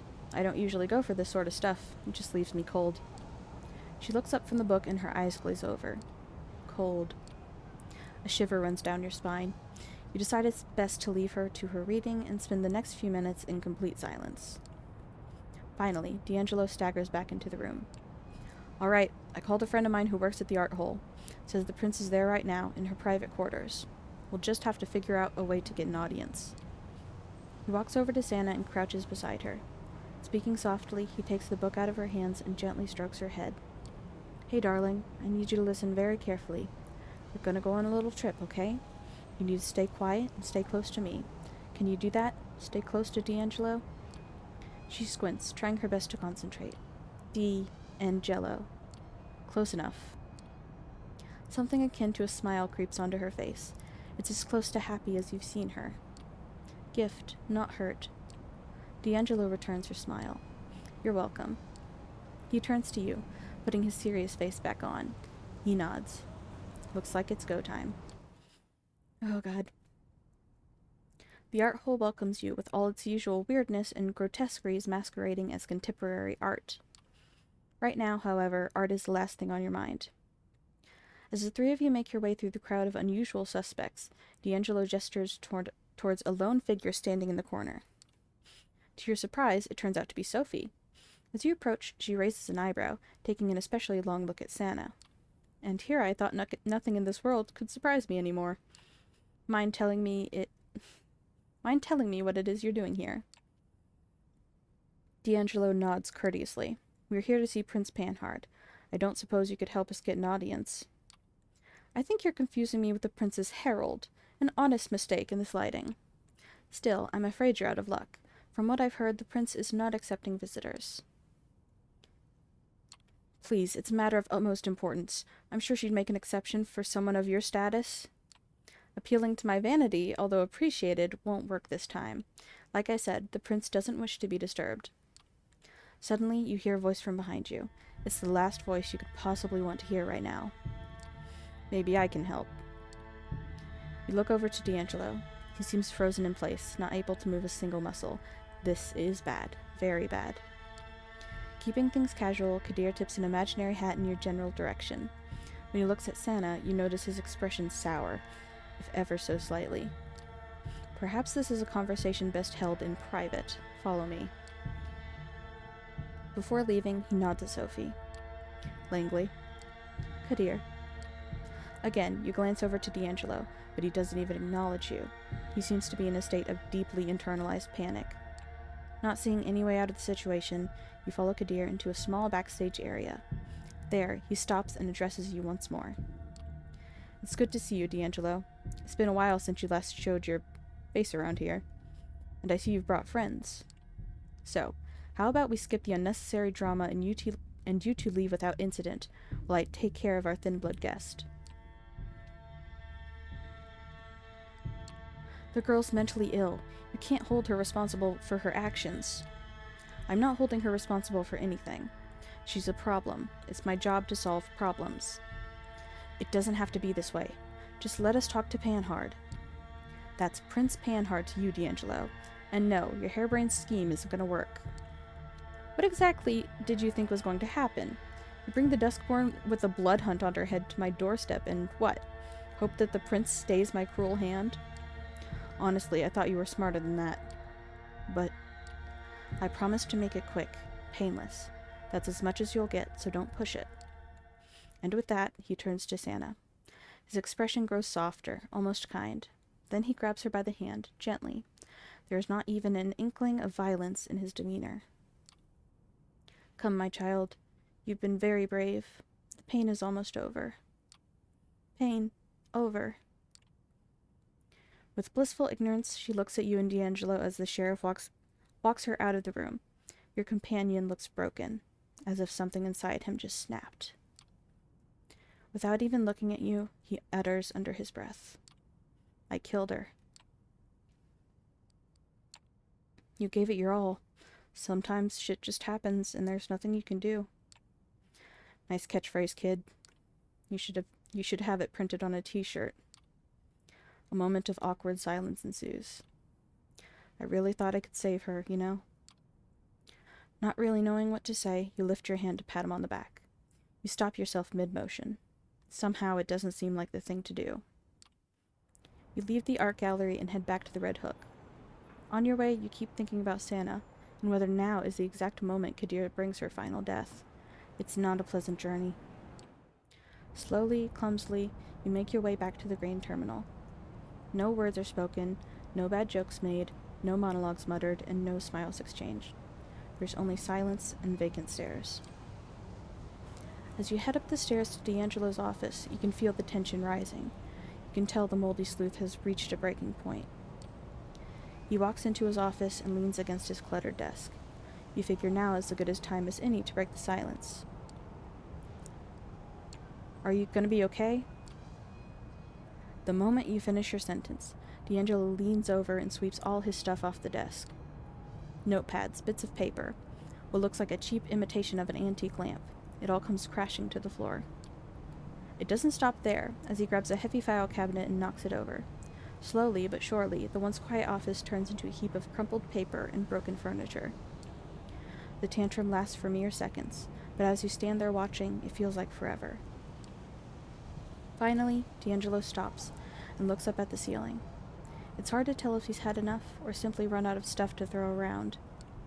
As he stands there, slowly regaining composure, one of the objects scattered on the floor catches your eye. It's a small paperback novel, the same you saw Santa reading earlier tonight. It must have landed there while D'Angelo was giving the room a royal thrashing. You pick it up. In huge letters, the title on the cover spells, "The Longest Night and Other Stories." The smaller caption underneath reads, "Another collection of stories from the Gianni D'Angelo saga." What in the actual fuck? You flip it over and are immediately drawn to the picture on the back cover. If not for lack of flaky skin and distorted features, you'd say the guy looks very familiar. The name next to the picture, Reginald Finch. You stand there, not even knowing where to start. Even in his current state, D'Angelo, or whatever his name is, remains one step ahead of you. Yeah, that's me in the picture. Reggie fucking Finch. Haven't seen him in a while. Wasn't planning to. You named yourself after one of your characters? Right, it's more than that. I sort of became him. See, Reggie Finch was a pushover, a small-time journalist and a wannabe writer. He would never survive out there, among the coteries of New York. Hey, he said the name of the game! Gianni D'Angelo, on the other hand. Honestly, it just sort of happened. Guess it was the only way I could make sense of it all. I mean, once you wake up looking like this, realizing your life and all that you were is gone, forever, you can't really blame me for trying to at least make it interesting. I guess to some extent, we all put on an act in front of others. We make up characters, idealized versions of ourselves. It gives us something to live up to. I mean, don't get me wrong, it's still weird, but it's not that weird. D'Angelo. For a moment, he seems to be mulling over what you just told him. Finally, he picks the ashtray up off the floor. Rummaging through the ashes, he finds a mangled, half-finished cigar. He sticks it in his mouth and lights up, the lighter's flame reflecting in his shades. He smiles at you, ever so slightly. Thanks, kid. Tell you what, how about you take the rest of the night off? I need some time to get my shit in order. Starting with this office. Some dumb assholes made one hell of a mess of it. You smile and nod. He nods back. I'll be seeing you. And so, you leave him to his thoughts. No way to be sure, but you have a feeling. He's gonna be alright. And that was D'Angelo's friend route. I love him to death. He's the sweetest thing in the world. And I just want to hug him until he pops. Okay, so, Yeah, let's see if we can get Tamika's route done by the time the game ends. Oh, let me take a drink first, though.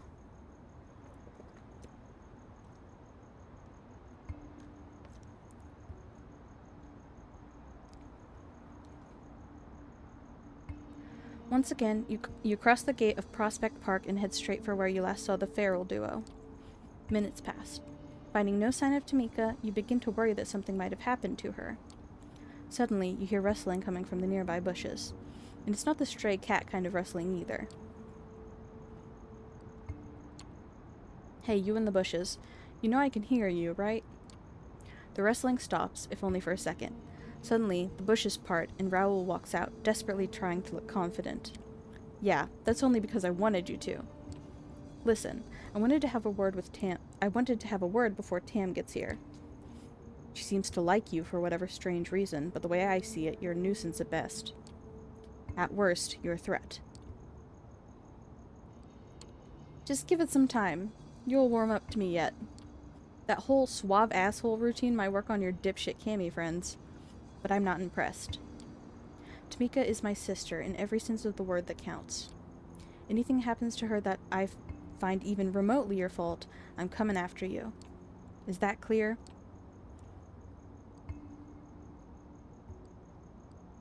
I'm not your enemy, or Tamika's. I don't think you understand. I don't give a fuck what you think you are.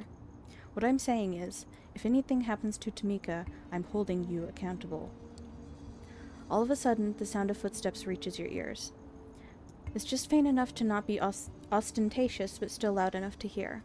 You can tell that whoever's approaching wants to make their presence known. Both you and Raoul turn just in time to see Tamika emerge from behind an old sycamore tree. It's hard to tell just how long she's been listening in on your conversation. In any case, she walks up and speaks, addressing no one in particular. Did I miss anything? Your brother's worried about you. He seems to think I'm a bad influence. Aw. In an instant, her voice goes from mockingly sweet to stern and unyielding. Her next words sound like a challenge. Is that true, Raoul? You think I can't take care of myself? God damn it, Tam. That's not what this is about and you know it. I know, big brother. You meant well. You always mean well. Ah, screw it. Why do I even bother? And with that, Raoul takes his leave. Tamika waits in silence, just long enough to make sure he can no longer hear her, and addresses you. I have a favor to ask. Okay, what is it? I have an errand to run. I was hoping you'd come with me. There's a place east of here. It's a short walk. We should be back in about 2, maybe 3 hours. 3 hours, huh? You call that a short walk? Sorry, I'm used to much longer distances than that. I forget not everyone is. You think you can handle it? Sounds kinda shady. Should I expect trouble? You should always expect trouble. But I'm not planning to start any. And so, you head towards the parking lot, accompanied by Tamika and a lot of unanswered questions. Following Tamika's directions, you finally arrive at the Evergreen Cemetery, one of the oldest burying grounds in Brooklyn. You enter through the southwestern gate and follow your companion through the sea of tombstones. It's a nice enough place, as far as graveyards go, much less homogenized than the usual flat field littered with identical markers. Tamika confidently presses on, swerving and weaving along a pre-programmed path. It's clear that she's been here more than a few times. Finally, she makes a sharp left and takes a few more steps down a gravel walkway, coming to a sudden stop in front of a modest headstone. The inscription reads, Luca Santiago, beloved sister and daughter, born 1991, taken from us too soon. With her eyes fixed on the gravesite, she lets out an absent-minded utterance. I need a moment alone. Not long. 5 minutes at the most. You look around in search of a good spot to wait for her and pass the time. At the far end of a nearby lawn, you notice a lone bench situated under a weeping willow. Suddenly, you hear voices, distant but slowly approaching. Judging by the tone and timbre, you're guessing it's a couple of teenagers out to get their late-night kicks among the dearly departed. Might be a good chance to feed. Then again, you could just pass the time walking around the area. It's actually quite nice, in a dark and somber kind of way. Yeah, I'm eating the teenagers, duh. Take your time. I think I'll go grab myself a drink. Just do it quietly. I don't want any trouble. Not here. You leave Tamika alone and follow the voices. Soon enough, you come upon a couple in their late teens. Judging by the thick eyeliner in their clothes, consisting mostly of black leather and lace, you'd venture a guess that they'd love nothing more than to meet an actual vampire. You're happy to oblige. As you emerge from the shadows, you can feel your all intensify. The boy and the girl watch you, completely awestruck, waiting for you to approach. The slightest gesture is enough to shoo the boy away.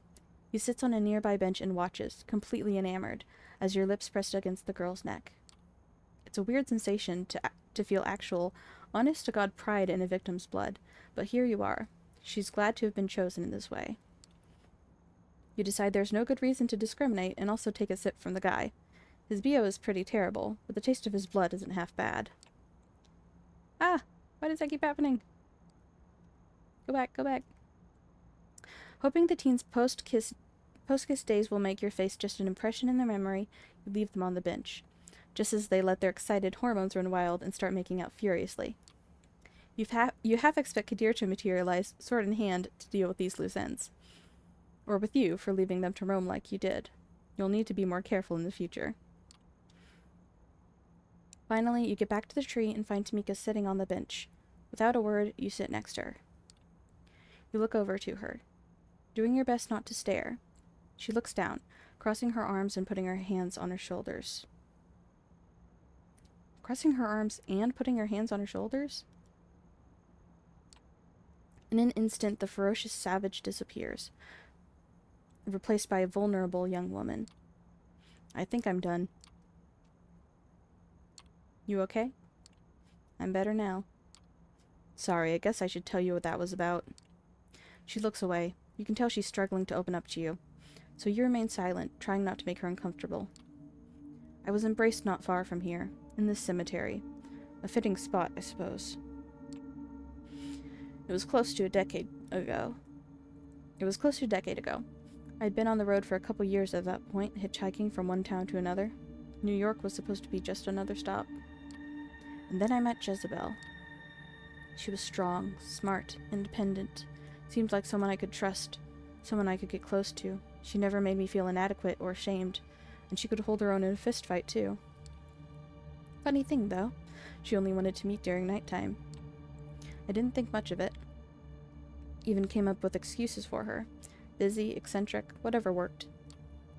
Until one night, she sank her teeth into my neck. A fighter, a lover, and an undead abomination. She sounds like quite a gal. She was. I honestly learned more about her after she was gone. She was the real deal, an old-school gangrel, a veteran of the Battle of New York. She looks away and grows reticent for a brief moment. Anyway, she left soon after turning me. I think the conclave of Prague really shook her up. Wait, she left you all alone?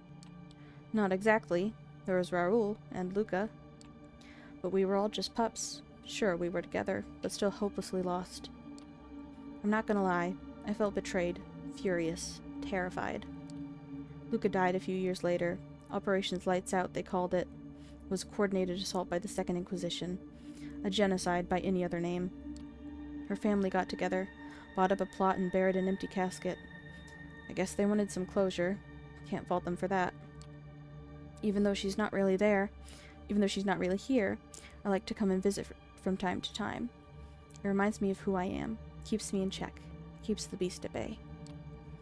Also, this being the place of my embrace, you have to appreciate that level of irony. She straightens up and looks at you as if something just occurred to her. Sorry, I don't know what came over me. One minute I'm all grunts and stares, the next I'm giving you my biography. I guess I'm just tired of being scared, alone. You don't have to be alone.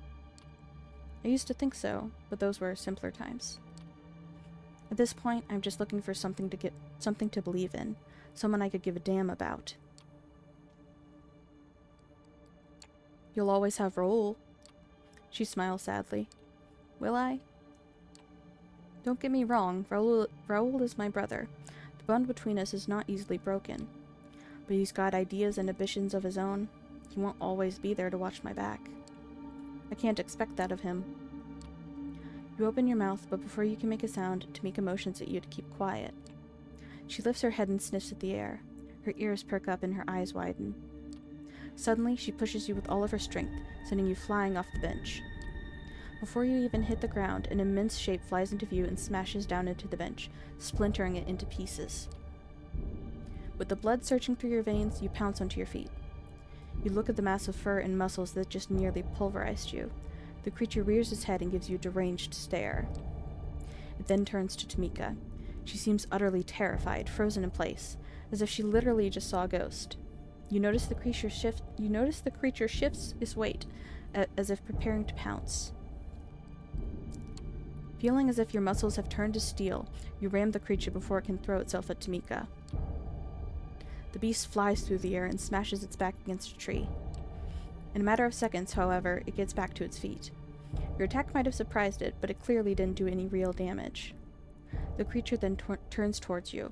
For a second or two, it moves its mouth awkwardly, as if trying to remember how to form words.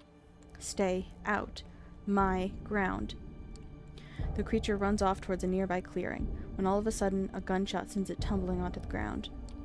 A group of well-armed men in body armor emerge from the shadows in an orderly formation, moving closer around the creature.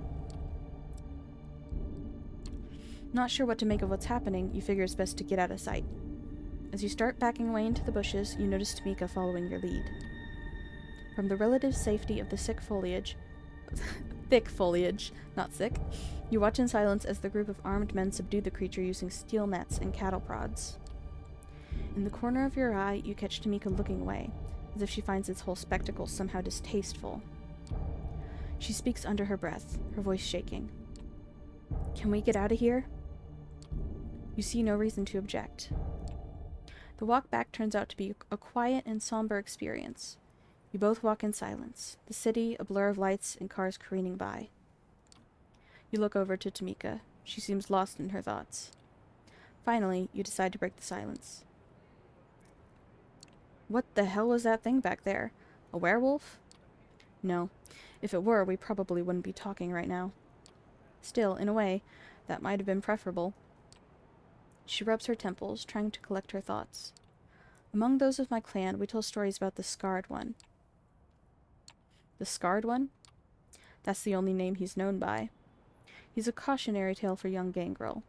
He's what happens if you let the beast take over. I always figured him to be more of a metaphor. Seeing him in real life, it's like if a Christian just happened to run into Judas Iscariot one day. I didn't know he had a last name. And seeing him hunted down by the SI. I don't know what to think. I don't even know where to start thinking.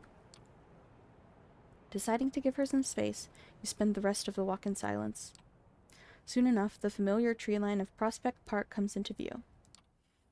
You stop by the entrance nearest to Tamika's haven. She keeps walking, without so much as a word or a glance in your direction. She stops after several paces and turns back towards you. I'm sorry. Thank you for coming with me, but now I have a lot of shit to figure out. Once I do, I'll let you know. And with that, she disappears among the trees. Seeing no point in sticking around, you take your leave.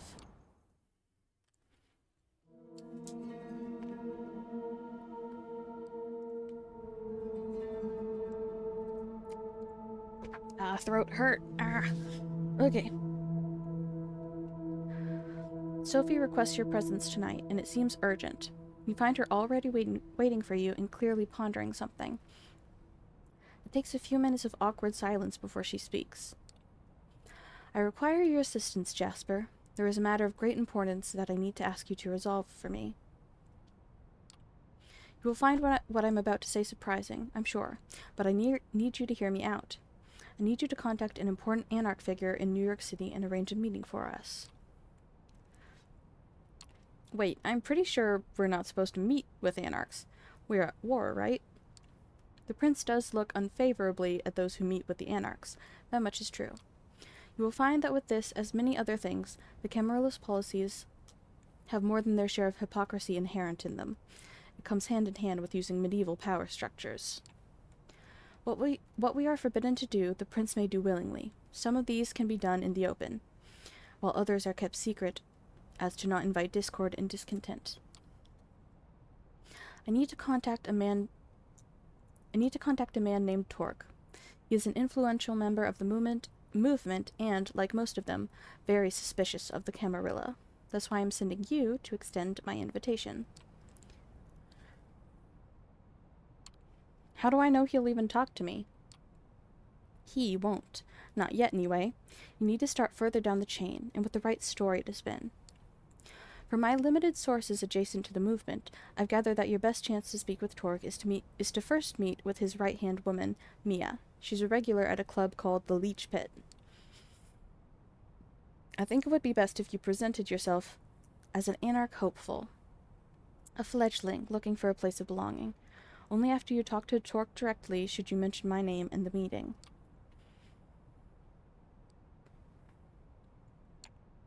I don't know, Sophie.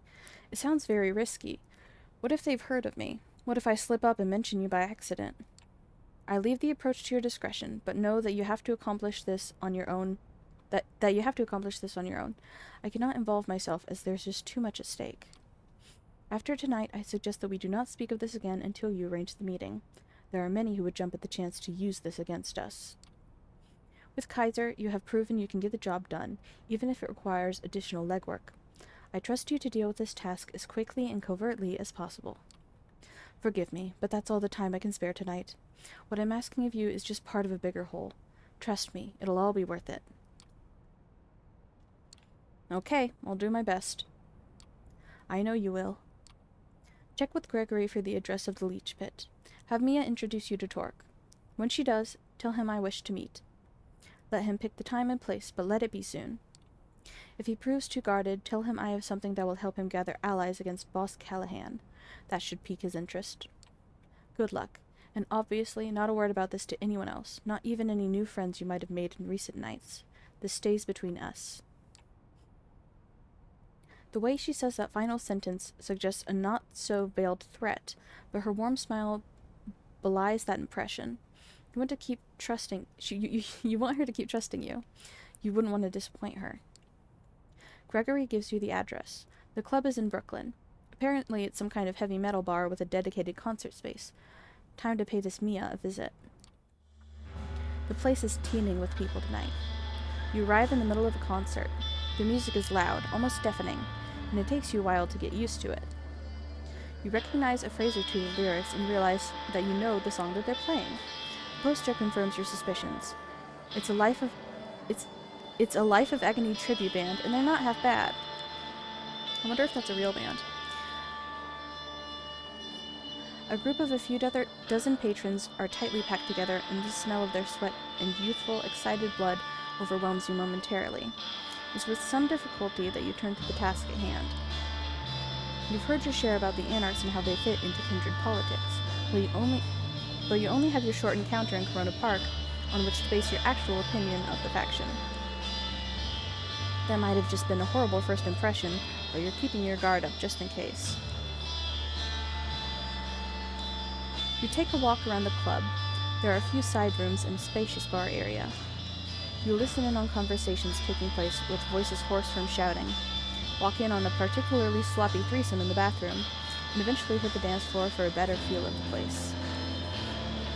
As the concert comes to an end, you witness one of the guests, a feisty-looking girl, get into a scuffle with a much larger, drunk guy. She doesn't seem to appreciate him reaching around her waist, slapping him with an audible crack that sends him to the ground. Unconscious. Wow. Two bouncers break up the crowd and pick up the drunk to carry him outside, without so much as questioning the woman. You get an inkling that she might be who you were hoping to find. I feel like I've said that last part really weird. You approach her as she's about to leave. Yeah, the fuck do you want? She's still seething and bares her teeth for just a moment. Though you've learned what to look for in kindred, you're pretty sure she's one of you.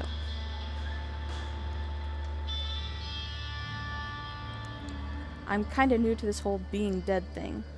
Care introducing me to the way you anarchs handle it? Ugh, seriously? That's the best line you came up with? She doesn't smile, but she doesn't hit you either. Follow me behind the bar. She leads you through the bar to a back door that leads into a side room. Indie metal band posters are plastered on every wall, some of them 20 or more years old, judging by the tour dates. An old, sticky table and some rickety chairs are the only pieces of furniture here. Sit down. Sure. You take a seat as the woman leans against one of the walls. The name's Mia. I'm guessing your visit here isn't a happy coincidence. I don't know you, so you're either new in New York or kept an outstandingly low profile. Both those sound suspect. So, before we take these pleasantries further, answer me this. Who do you run with? Camarilla, I guess, but I'm looking to switch. Is that so? She looks you up and down. It's hard to read her. Okay, sure, I'll bite. But let's get one thing out of the way. She leans in. If this is some clever ploy to oust me from my domain, or if you're just here to spy on me in the movement, I'll make sure that you don't enjoy undeath much longer. Got it? You can tell it's a purely rhetorical question. Right. Here's the pitch.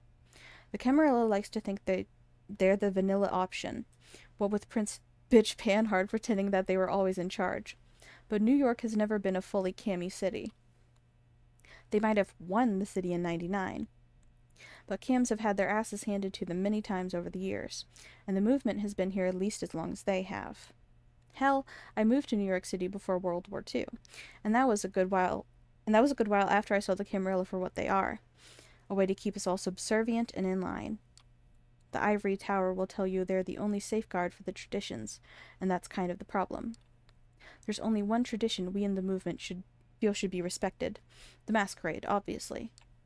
Everything else? Ask the prince, and she'll tell you it's the logical continuation of the Masquerade, but really it's just a way to keep the elders powerful and in control. She grimaces. But here's the thing. For all the talk of us bloodsuckers being solitary creatures, we need a community to keep up the Masquerade. Community, yes, but authority? Not so much. We need a council of peers to keep the assholes and power-drunk fledglings in check, but not a feudal prince to tell you where to feed or who to hunt down when they step on her toes. She takes a brief break from her indignant rant. That sounds too good to be true. Mia bares her teeth in a predatory smile. You better believe it. Sure, we still have to struggle with the urges of our kind, but it's safer and more fair. We're as free as our condition permits, but unlike autarchis, we don't stand alone. Nominally, a guy by the name of Callahan has been overseeing the movement's agenda in New York City for the past few decades. Most follow his lead. You make it sound like it's most, but not you? Yeah, not me. If you're concerned about being well received in this city, you might need to go through Callahan. But if you're serious about the Anarch cause itself, he's not your guy. Callahan eats up fledglings like you and shits out self-preservation. His position as Baron is mighty shaky now, not least due to the fact that he's backstabbed more than his share of allies. So he's doing what any other old fart in a position of power would do. He's doubling down. Negotiations are out, intimidation is in. Tightening ranks as a precaution against the Second Inquisition. She surprises you by hacking and spitting on the ground in disgust. If you've spent some time with the Cams, that should sound very familiar to you. He's no better than Panhard and her cronies are at this point. No, you need to contact Torque. And wouldn't you know it, it's your lucky night because I'm the lick to do it through. Torque, huh? Why him? Because he's one of the good guys. Or at least as good as we leeches can be. Torque is a leader, a local baron who's overseeing a small domain, but doing a very good job of it. Callahan knows this, so he's giving him shit. Torque is taking it like a champ. He's smart like that. For one of us rebels, he's got the patience of a saint. Makes you think back to how things used to be way back when, if the stories are to be believed. Anyway, you want to meet him? I'm going to require a show of goodwill first. That's fair. What do you have in mind? She flashes you a mischievous half-smile. I appreciate your readiness, but I don't have the details just now. Ask for me at the bar when you're able. I'll leave something for you, and we'll take it from there. Now come on, I gotta go. She walks you out of the bar, and you go your separate... Scroll back up. She walks you out of the bar, and you go your separate ways. Seems like there's nothing more to do than return here later, and see if Mia really can help you contact Torque. Alright, let's see. Gosh, what time is it? Okay, I think we're probably gonna do maybe one more of Tamika's, and then probably call it. As you open the blinds, you're able to spot a small grayish bird flying off into the night. Looking down, you notice a small piece of paper on the windowsill. Prospect, ASAP. ASAP, Tam. Third time's the charm, you think to yourself, as you once again cross the gate of Prospect Park and head for Tamika's haven. To your surprise, you find her out in the open, sitting on the lawn, surrounded by a host of woodland creatures, birds and squirrels mostly. The critters each patiently await their turn, as she flicks seeds at them. It looks almost whimsical, in a twisted sort of way. Hell of a week, huh? How are you holding up? Well enough, all things considered.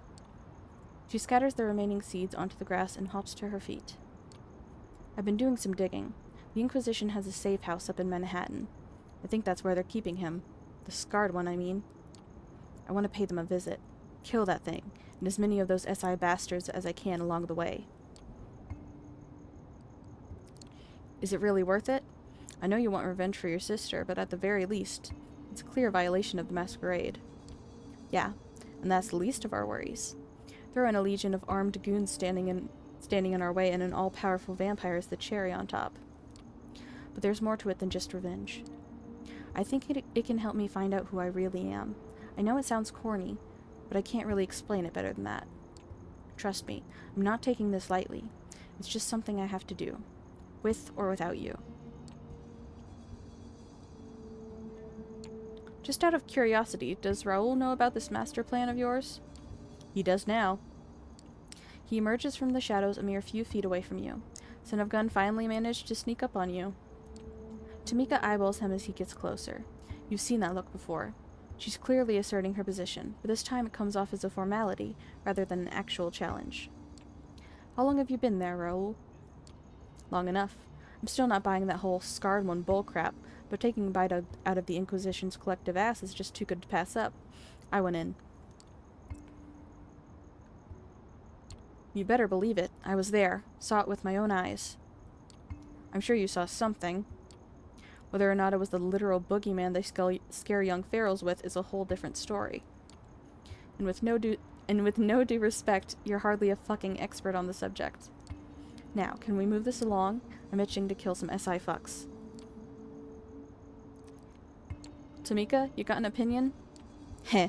Guess I know who the alpha is around here. Bitch. You should come with us. He's got the right to be there. To see the scarred one with his own eyes. Plus, my brother can be a pain in the ass, but he's one hell of a fighter. There you go. Tam's seal of approval. It's settled then. Let's go. Fucking finally. And with that, you leave the relative safety of Prospect Park, steeling yourself for things to come. As you get closer to your destination, you get the sneaking suspicion that Tamika's been pulling your leg. Following her lead, you take a turn from Broadway to Fort Tyrone Park. It doesn't seem to make sense, you think. It doesn't seem to make sense, you think to yourself. There's only one spot between here and the Hudson River. But it can't be, can it? Sure enough, as the stone facade of the cloisters come into view, Tamika motions at you to keep out of sight. How the hell is this well-known tourist trap a hideout for the Second Inquisition? Wait, isn't this place a tourist attraction? Only during the day. At night, it serves as a staging ground for the Inquisition. If my sources are to be trusted, and they usually are, they brought him here for what they call processing. Doubt they'll be keeping him here for long, though. If we want to get to him, it's now or never. As if on cue, a group of armed guards walks out of the museum, pushing a gurney with a large steel container on top of it. As they wheel it out into the open, a truck approaches. The operatives start preparing to load the crate onto the vehicle. You scan the area, trying to take a head count. Tamika beats you to it. I count at least 7, probably more inside. We should do this quietly and take him out one by one. Raoul frowns. I say we go in guns blazing, figuratively speaking. If there's more inside, let him come. The more the merrier. That's dumb as fuck. Tamika's right. We should get in quietly, take them out one by one. Tamika nods in silence. Ugh, fine. Then let's do this already, before you two bore me to final death. You split up, aiming to cover as much ground as possible. Sticking to the shadows, you advance, keeping track of one another's progress. You hardly even notice as Tamika takes out the first guard. Not a peep out of him. Trying to keep up, Raoul kills the one to your left. He's sloppy, takes his sweet-ass time bleeding the guy out. With his dying breath, the man lets out a yelp, drawing the attention of one of his comrades. With the guard fast approaching, you ponder your options. As the guard walks by, you leap out of the shadows and use the sharpest weapon you have on you, your fangs, to slice his throat open. With his windpipe severed, he lets out a silent gurgle as he expires. Carefully, you lay his dead body on the dirt. Looking to the side, you notice Raoul looking back at you. He nods, looking almost semi-impressed. 3 down, 4 to go. You keep a steady pace, moving across the courtyard, picking off the guards one by one. Tamika does her part. 3 to go. Raoul gets messy again. At least this time he's quiet. With only 2 of them left, you pick one for yourself and gesture at one of your fellow pharaohs to take care of the other. Tamika's quieter, but Raoul's closer. Which one will you choose? You wave your hand at Tam, pointing her at the final target. She nods and starts making her way towards him. Suddenly, by virtue of sheer luck, he turns around just as she's about to pounce. His scream is quickly muffled, but still loud enough for the last guard to hear. As all 3 of you approach him, the dire reality of the situation hits him like a ton of bricks. Paralyzed with fear, he keeps shifting his aim from you to Tamika to Raoul. He is severely fucked, and he knows it. And since you're standing closest to him, you might as well do the honors. You walk over to the quivering mess that mere minutes ago thought himself the toughest of the tough. Before he can react, you slap the gun out of his hands, lean in, and smile. Hi. Half a second later, your fangs are already halfway to his windpipe. The blood tastes sour, with a hint of cowardice and regret. Could have gone out with a bang, chose to go out with a gurgle. Oh well. With the SI operatives taken care of, you turn your attention to the container sitting in the middle of the courtyard.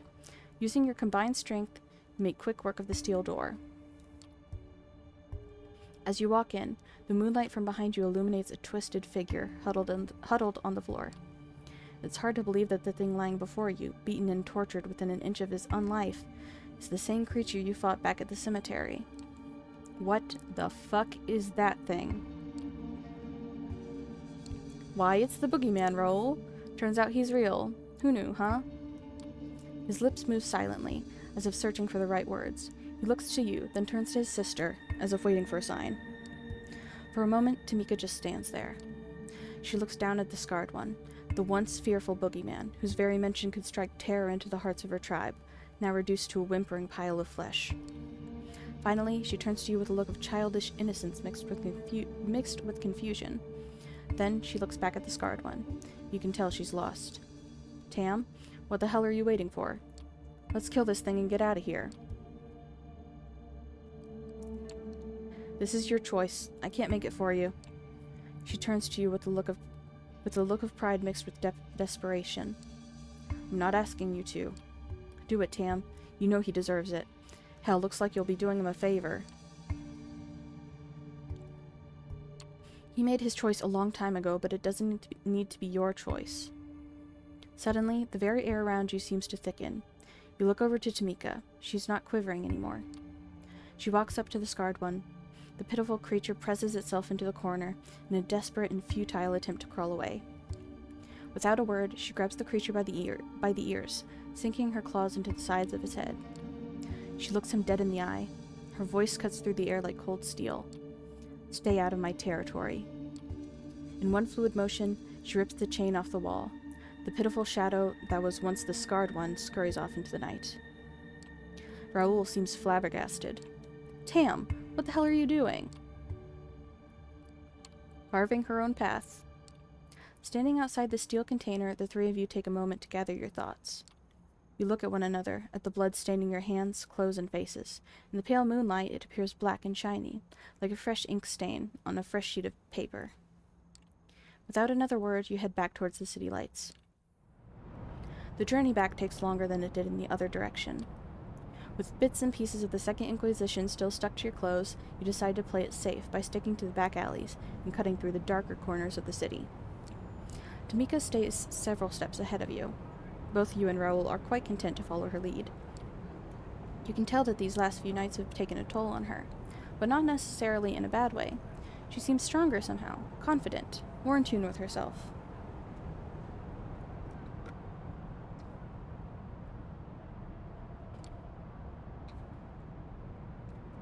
Soon, the awkward silence proves unbearable enough that you're willing to risk making small talk with Raoul. You think she's gonna be alright? Yeah, I think so. She's just gotta figure some stuff out. Our lineage, we have a special relationship with the beast. We can either let it control us or become attuned to it.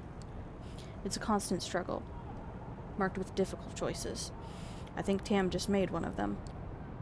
Pondering what you've just heard, the rest of the trip barely registers. To your surprise, you suddenly find yourself back at Prospect. Tamika keeps walking. She strides through the park gate like a queen of old, returning after a victorious conquest. You want to call out to her, but Raoul stops you with a gesture. Not yet. Give her some time to process all this shit. She'll let you know when she's ready. And hey, you did alright. I mean, don't get me wrong, you're still an asshole. But yeah, thanks. He smiles at you. Wonders never cease. See you around. And with that, he follows in his sister's footsteps. A weird smile creeps onto your face as you meld into the New York night. Okay, well, I do believe that that's a pretty good saving point. Oh. Well. Well, I mean, it saves after, like, literally every sentence. I know that because I've tried to go back before when I chose a stupid answer, and it did not work, so it saved. We're fine. We're fine. Thank you so much for watching, and I will see you next time. I anticipate that there's maybe just one episode left, honestly. Two at the very, very top. Yeah, there's really not too much left. See you next time.